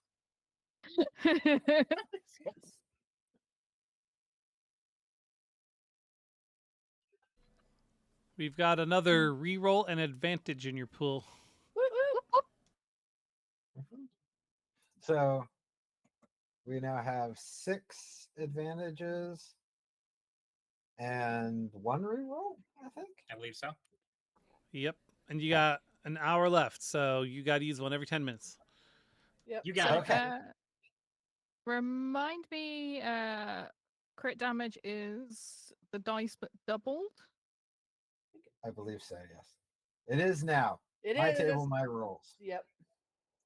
Okay, so I rolled 2d8 and I got a 9, so that's 18. 18. All right.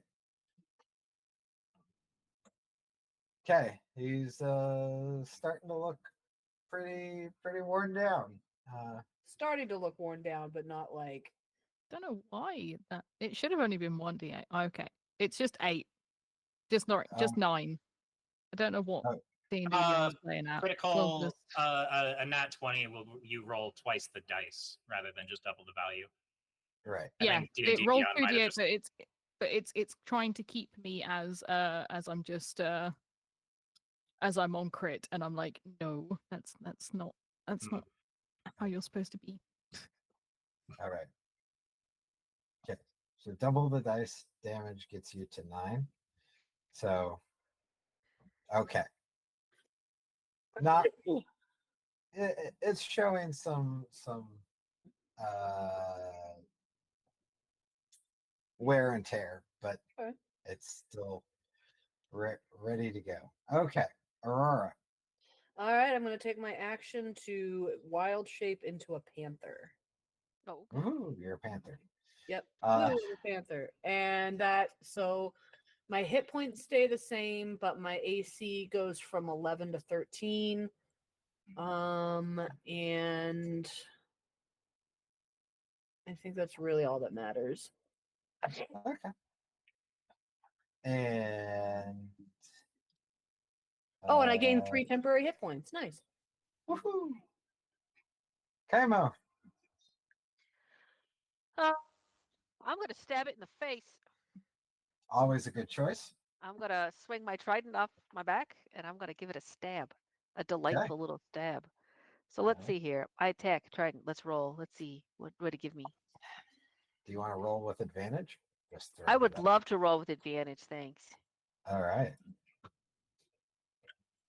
There you go. Roll with advantage. I got a 9. 9 to hit. With advantage? With advantage. Oh dear. Before, it was 7 to start with. Oof. Oh dear. Well, I cry. you cry. And I mean, we do have a reroll still. We do have a reroll. If you would like to not. Do it. Okay, all right. Sure. All right. 22. There we go. There we Alicia. go. Yeah, you smack it in its face. For 8. For 8. All right. All right. Back to the top of the order. Snake still on chemo. What's your AC? 11. I wear chainmail. 11. As a paladin. Oh, okay. It smacks you back. And It's like, hey, rude. Boom. I get to roll an additional D6. Okay. So, how many hit points do you have? 28. Okay, you have 9 less hit points. So 19. And roll a Constitution saving throw. Okay. I've been poisoned. I die. Goodbye. Yeah.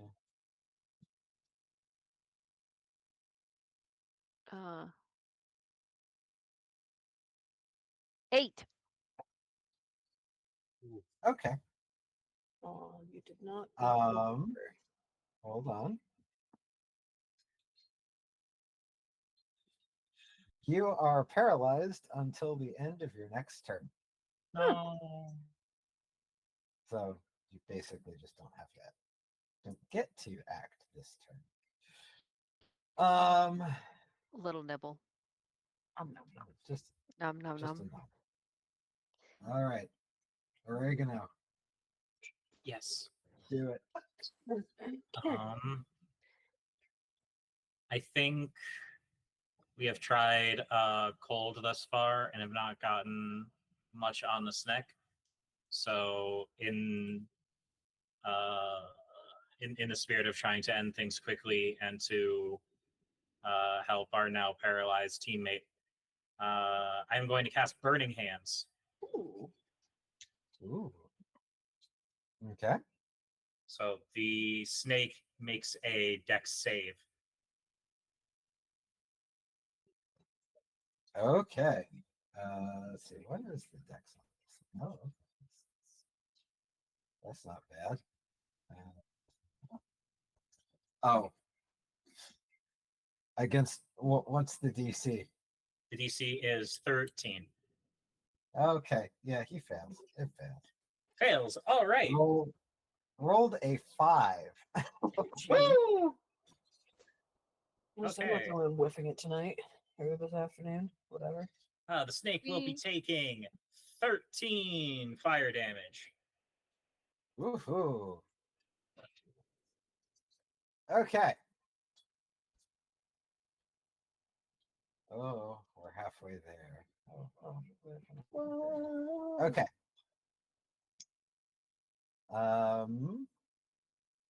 That gets us to Tick. Yeah.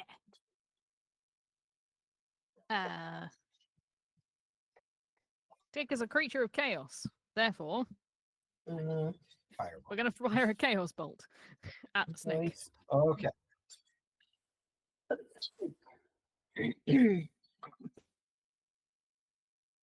How does a 12 hit? That was a 12 to hit. Yeah. You miss. Can I use a reroll, an advantage reroll, please? We don't have a reroll. You can roll with advantage though. That's what I meant, all an of- advantage reroll, because it gives me the second dice to roll with that I would have got by giving Right. myself advantage. Yes. That. Yep. Cool. 6 one way.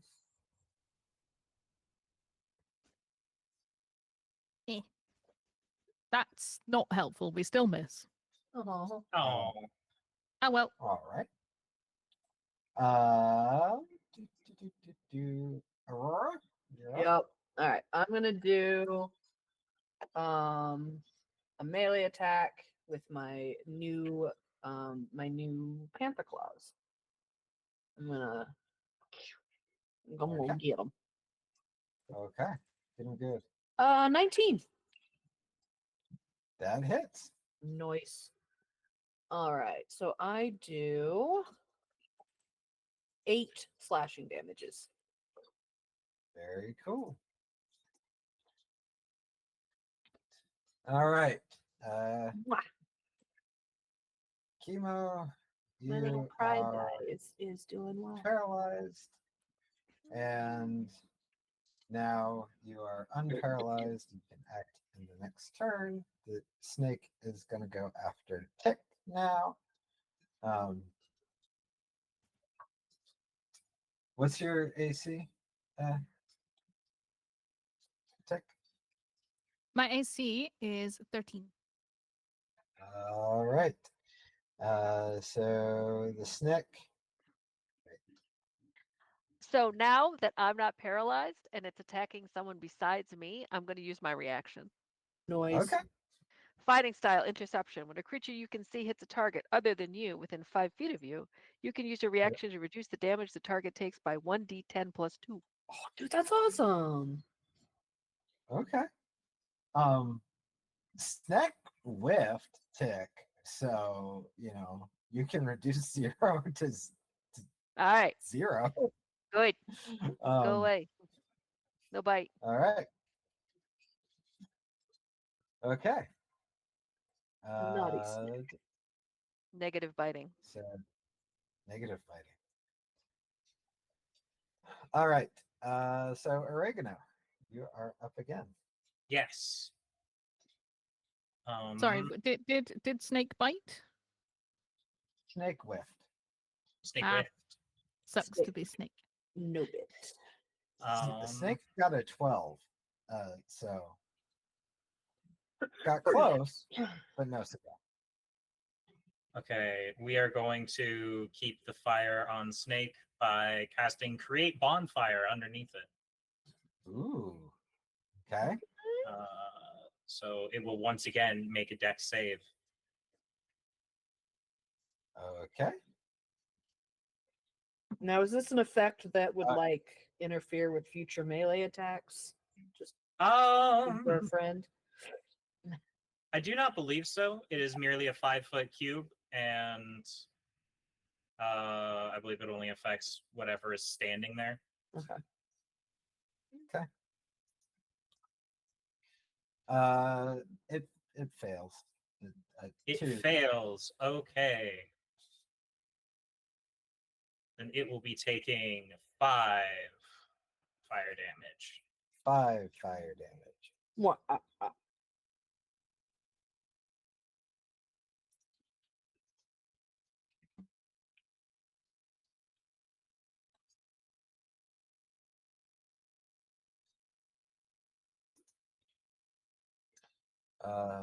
Okay. And that takes us to Aurora again. Does it? Get Did okay. I just want to make sure that we didn't skip Oh, wait. anything. No, we skipped Tick. I was Sorry. gonna say. Bite it. Get it. Is it? Am I going or is Star going? It's Lady's turn. Ladies. 'cause- Okay. I'm just being encouraging Oh, Yeah. gotcha. I don't know who's who anymore. for any of the biting going on, I guess. Kitten.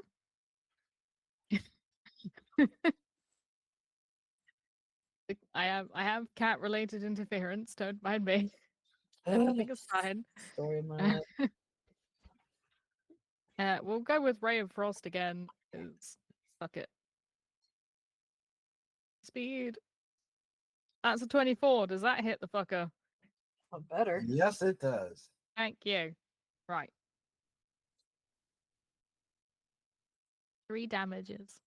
3. Okay. Getting there. Okay. Now it's Squeaky's turn. I'm gonna do a swipey with my clawy. Okay. That one. I have advantage. And yeah, we've got how many? We've got, if you take it, we now have 3 advantages left. Well, that nat 1 can go over there in the corner. That's not much better, but at least it's not a nat 1. That's a 10. A 10. Okay. You whiff. At least I didn't whiff physically. Star. It's me. It's time to give him another stabby. I believe in myself. Stab him. Caffeine's kicking. I'm sorry. 12. 12. That is also a whiff. The target number is 13. Wait, is it 13? Double check. Yeah, 13. Okay. Which brings us back to Snack, who's gonna stay on Tick for a moment. He completely whiffs Tick, going Wow. back to Oregano. Has the snake moved out of the bonfire? No, Okay, the snake has to roll a dex save again.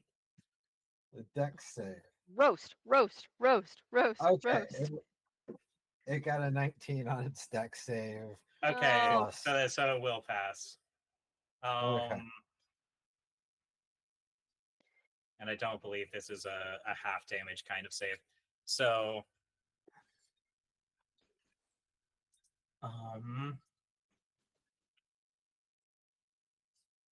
I feel like continuing to fluctuate temperatures on the snake will eventually cause it to break down, so we're going to ray of frost at it. All right.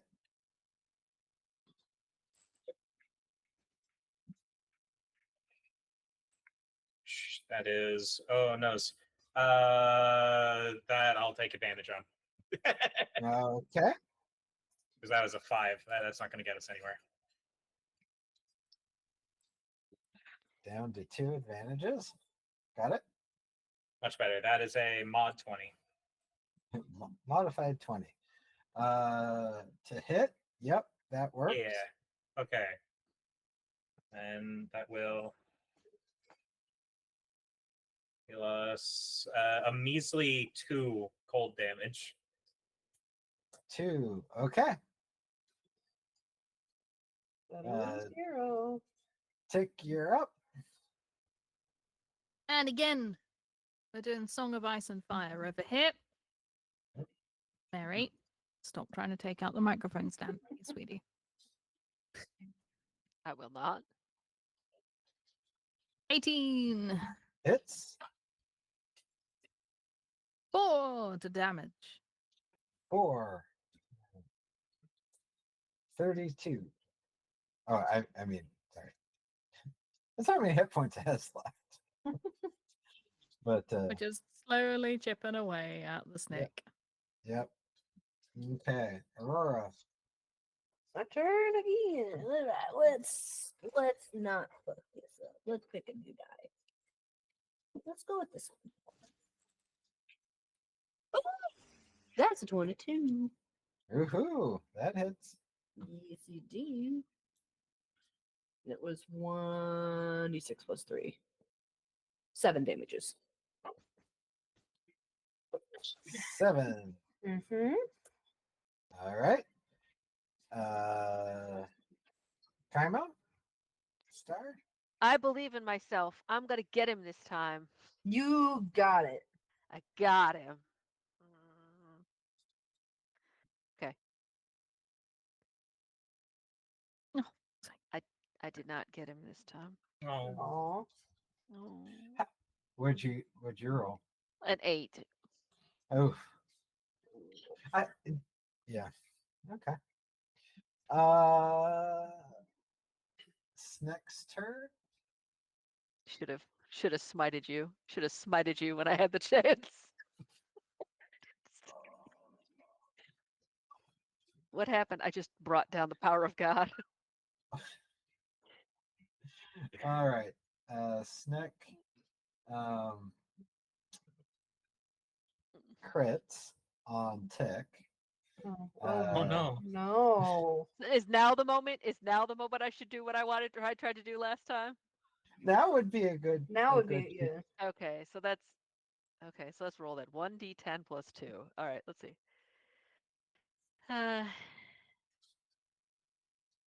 So 9. It'll take away Okay. 9 of the damage. Okay. All right. Let me. I assume that's me like slightly pushing them out of the way so they don't get quite as good a bite, I assume. But whatever. So it rolled 9 damage. You protect against 9 damage, so it's a wash. But I do need to roll a DC 13 con save. It's gonna give you the Gorgon eyes. Is that like Betty Davis eyes? Yep.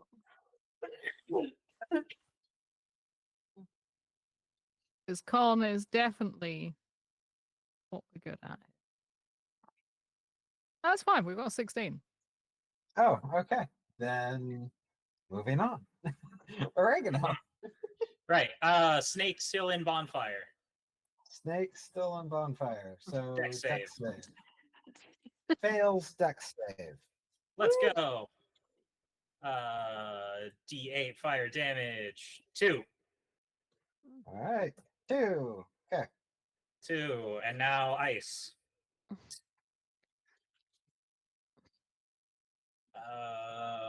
Plus 13. 13 hits. Huzzah. Woo. 8 cold damage. 8.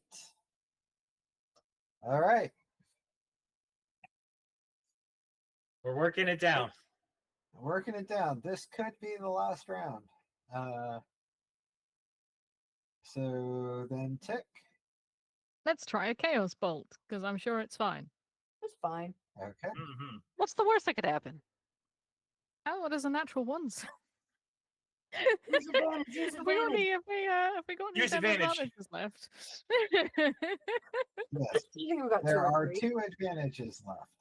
Mine. Yoink. All right. There's That's, 1 advantage left. That's an 18. Oh, hey. All right. That That's hits. better. And that is a 7. Oh, I get to pick the damage. Ah. Let's go for more coldness. 7 of cold. All right. Is that a tarot card? 7 of coals. All right. It's got cogs and stuff hanging out all over. It's getting down to the count. Put those away. There are children here. So that brings us to Aurora. Yes. Okay, that didn't land in the thing. Ugh. 9. Nope. Nope. Chemo. Okay, I believe myself. I'm gonna stab him this time. You got this. I believe in myself. You can do it. Okay.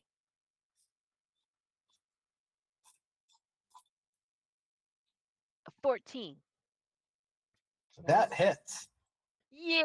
Yay! Yay!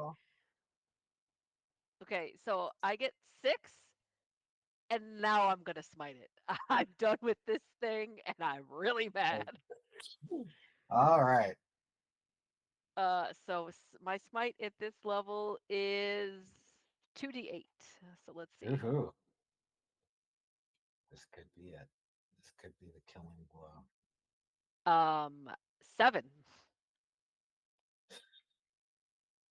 It's 1 short. It's got isn't it? 1. It's got, It's got 1. Ace. Oh, come on. Geoff just killed a snake.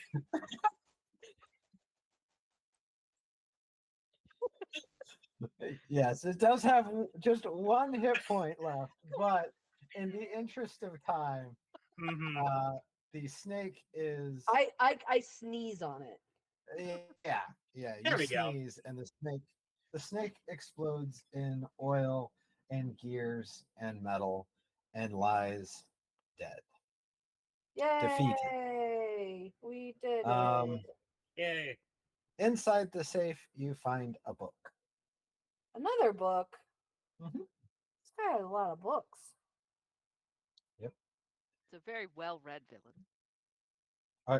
Are we playing this as PG or PG-13? It does matter for what's in the book. I see. The dirty Argonian maid. Understood. Okay. Dan, Well, the powers that PG-13. say PG-13. PG-13. Okay. It is inside the book are many risque drawings of tieflings.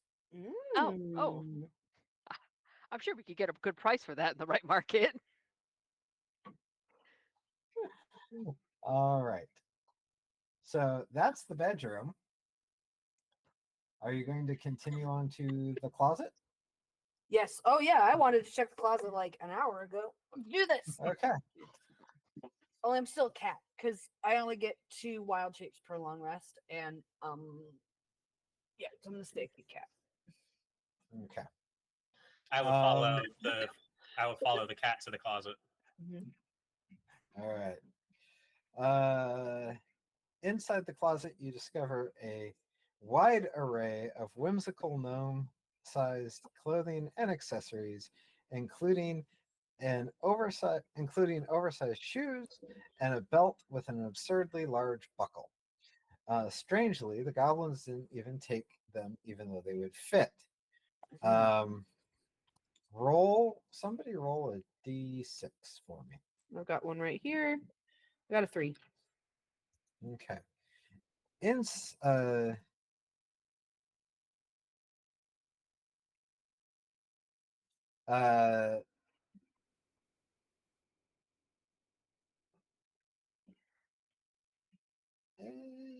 Okay. You find 3 particularly a trunk with 3 cloaks in them. It looks like a costume kit with just a basic costume kit with 3 specific sets of costumes in there. Okay. What are the costumes of?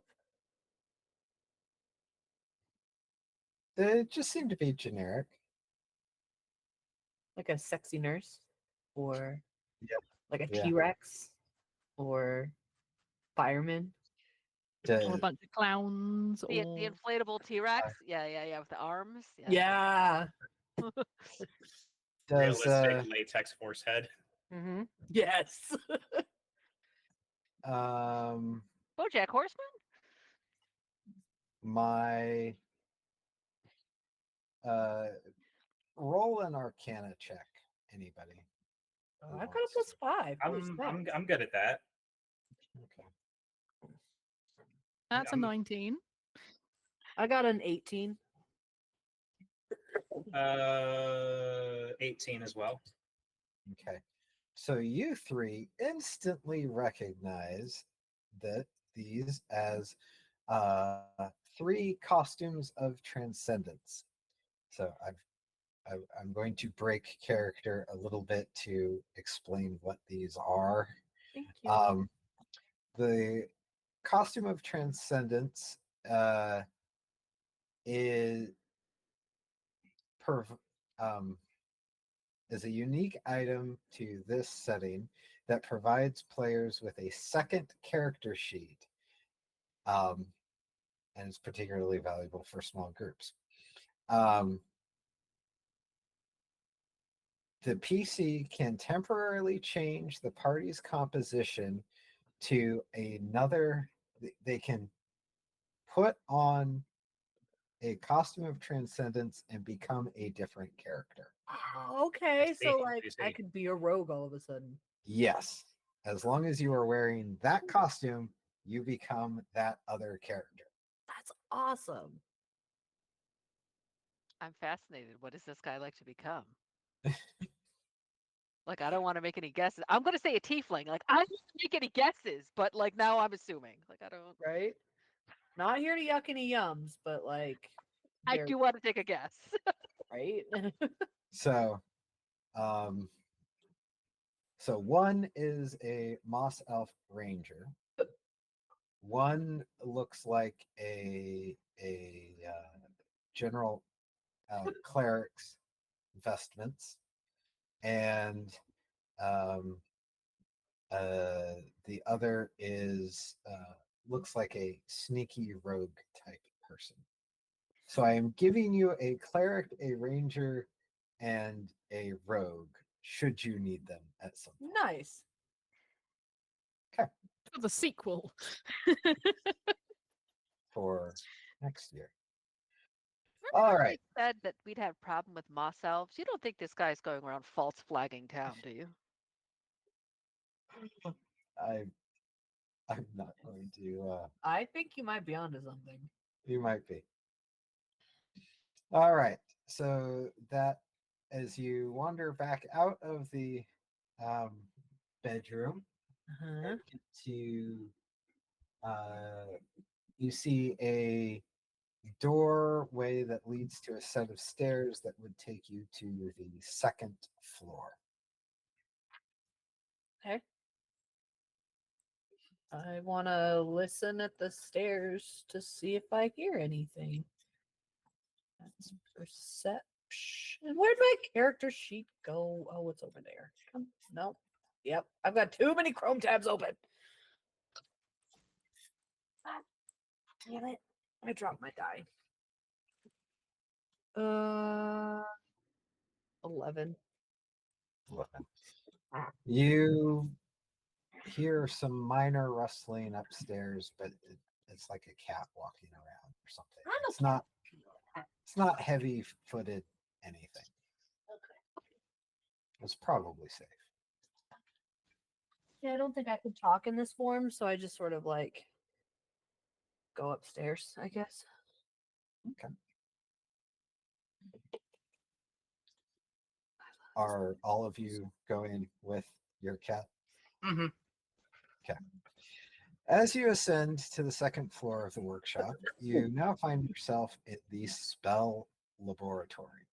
The room is chaotic with chalkboards covered in complex and often incorrect equations, stacks of books piled haphazardly around the room, and double doors on the far side of the room hinting at further exploration.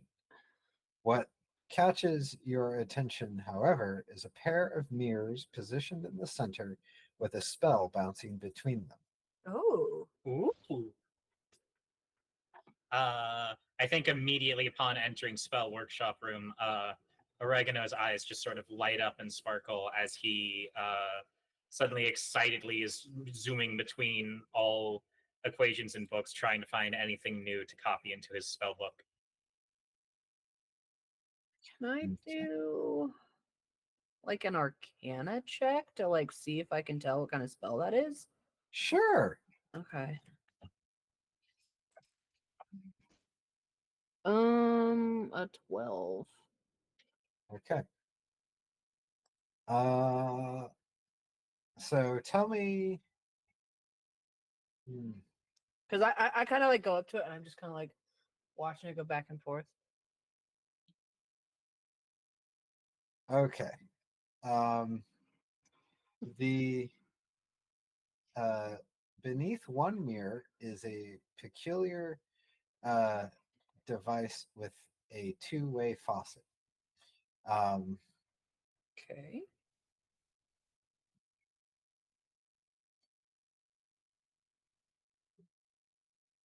Do you...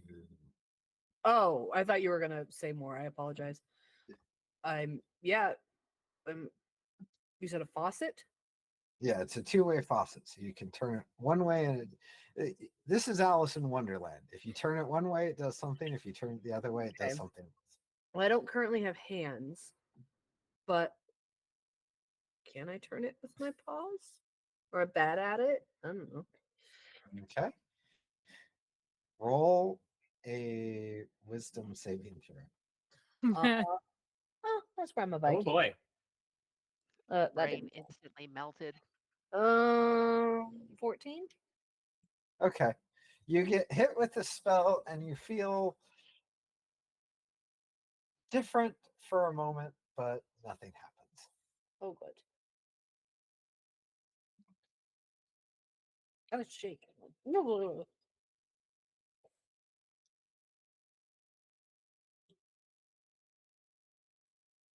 right. Are you if you want anybody can roll an investigation here and we'll Can I similarly to what someone did before, can I try to arcana check this whole magic system thing to figure out what any of it is? Okay. Yes. Sure. Okay. 21. Nice. Okay. You realize that the spell bouncing between the two mirrors is a polymorph spell. And likely if you got hit with the spell, you would turn into, but it's a very specific calibrated spell. So if you got hit with it, you would get turned into something. But I'm not able to discern what. If you say this out loud, Tick's gonna pipe up and go, "I vote we get the goat." Oh, goat! I like goat. I like goat as an answer. I nod my panther head. I'm like, yes. What if we put the goat in the middle and see what happens? That's what I was suggesting. Yes. Okay. Okay. We have found a use for the goat. Are you Sorry, going goat. to? All right. Get the goat. So you go get the poor goat. Mm-hmm. You shove the goat between the two mirrors, Yes. Uh-huh. and the goat turns into a hummingbird. Oh, I mean, upgrade? Kind of? Mm-hmm.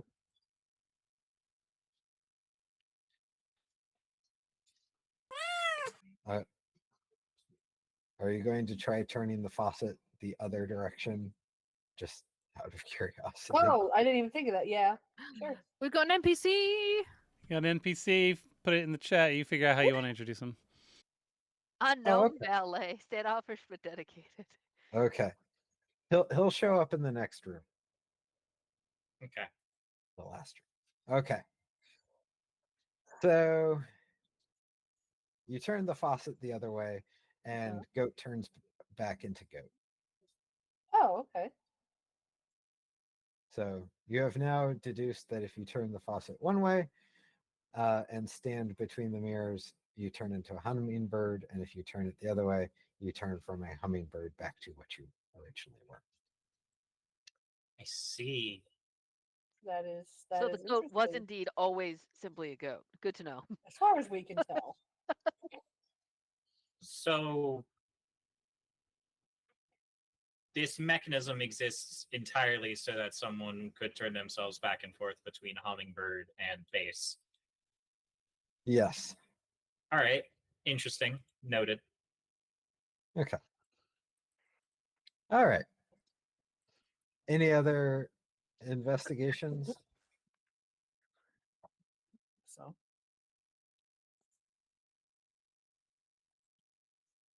I believe so. And we're in AO6? Yes. Okay. Are we sure Tick and Kaimo didn't want to roll investigation rolls? Sure, I'll roll an investigation roll. I believe in myself. Oh, 13. 13. Okay. Let's see. Clear. Let's see. 11. Tick finds on one of the tables a key labeled important, do not lose. That's the best way to lose something. Why She would you picked it up desk with the language? mage hand because picking things up with real hands is for dirty people, and she has a Rubik's cube that she's just never stopped playing with. I love that. All right. So We have a key. Good. Good. you have a key. All right. Anything else you want to do in this room, or do you want to go through the other double doors? You mean the door into AO7? Yes. Yeah, Let's do it. I'm gonna go there. Okay. As the heroes pass through these doors, they step into a quaint observatory filled with soft amber light. The center of the room stands a telescope and a standoffish gnome valet.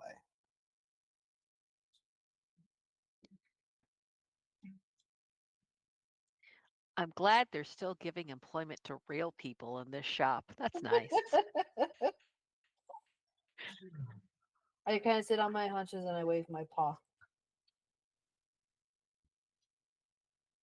The valet kind of looks at you a moment and goes back to polishing the telescope, just muttering, Mr. Yellowstump is not here right now. Yeah, we've gathered that. Maybe you'll know an answer to this because the lovely lady downstairs didn't. How long has he been gone, man? Oh, just most of the morning. Wow, they did all that downstairs this morning? Yikes. They are ogres after all.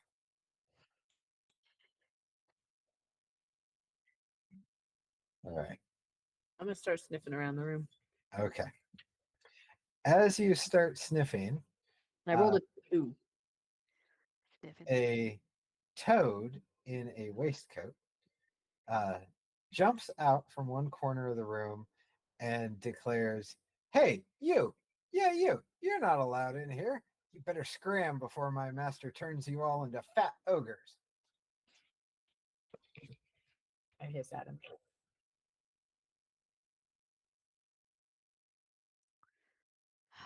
I love amphibian rage. I'm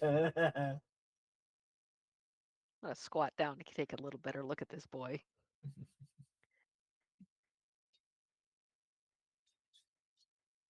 Okay.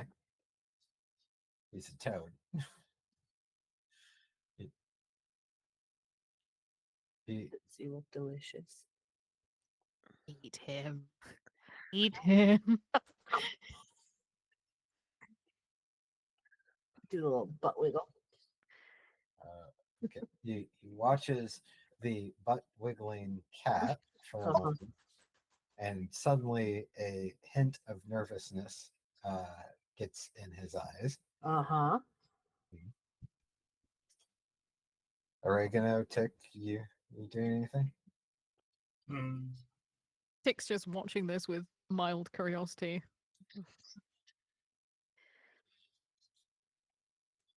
Okay. Yeah, same. Okay. And he basically said, "Get out of here, or my boss will come." Right? Yeah, basically. Okay. Turn us into fat ogres, yes. Bring it on, bitch. I'd say in meow. And yet somehow the bitch manages to make itself well clear. Swear words are universal. It's true. It's all in the intonation. Mm-hmm. Why fat ogres? I gotta ask. Because he likes fat ogres, and ogres are available to are a good way to defend the city, of course. Like, they've done a bang up job. Yeah, you can just turn some gnome elders into ogres, and then they can protect the city. If those goblins hadn't gotten a hold of the wand and started turning themselves into fat ogres, we would be safe from that pesky purple troll. There's a lot going on here, man. Oh, so the goblins have the wand. So there's the bad guy troll, there's the goblins who came in and screwed everything up, and then there's the guy who's actually being more or less benevolent by transforming his friends into big thing. God, okay. I'm not that.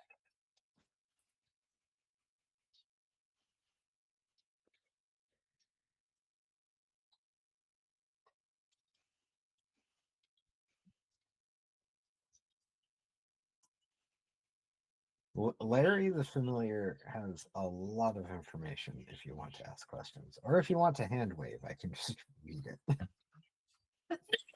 Oh, the toad is Larry. Okay. Yeah. Yeah, I feel like exposition at me, following this, Larry. a small Spanish Inquisition would proceed. Mm-hmm. Okay.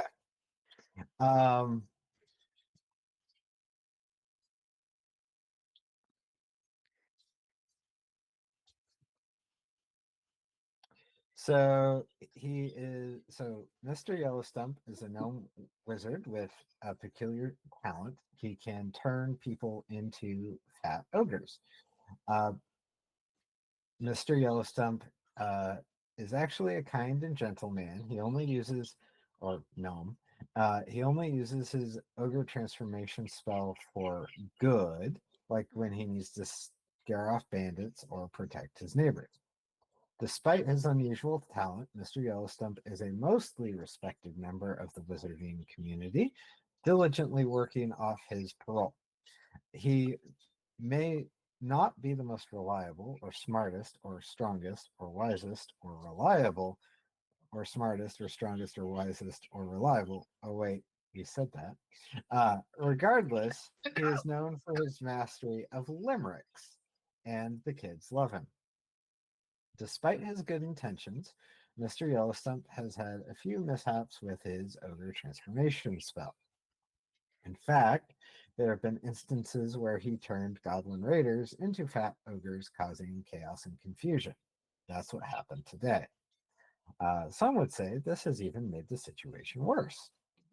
And so he is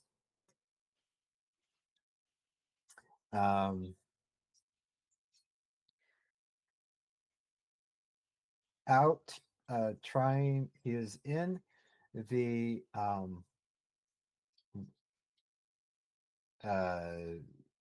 museum to try and save to try and find a way to save the village. He's not here. He's been going to the museum for the last couple of nights to try and find a solution to their ogre problem, but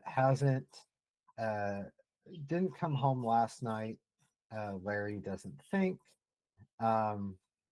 but feels quite confident that he is safe.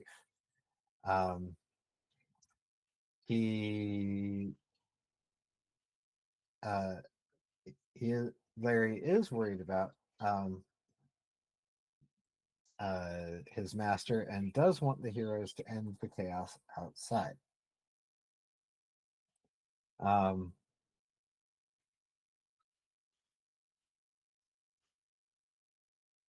Yeah. Okay. So we got to get the wand back. That seems to be the most pressing thing. This purple troll guy seems to be like the enemy of the town and kind of a big bad, but like the immediate threat is the goblins that have the stick. They said they wanted shinies. I do have 2 shinies I can give them now. Ooh, True. let's go trade some shinies for a wand. Okay. Yeah. All right. So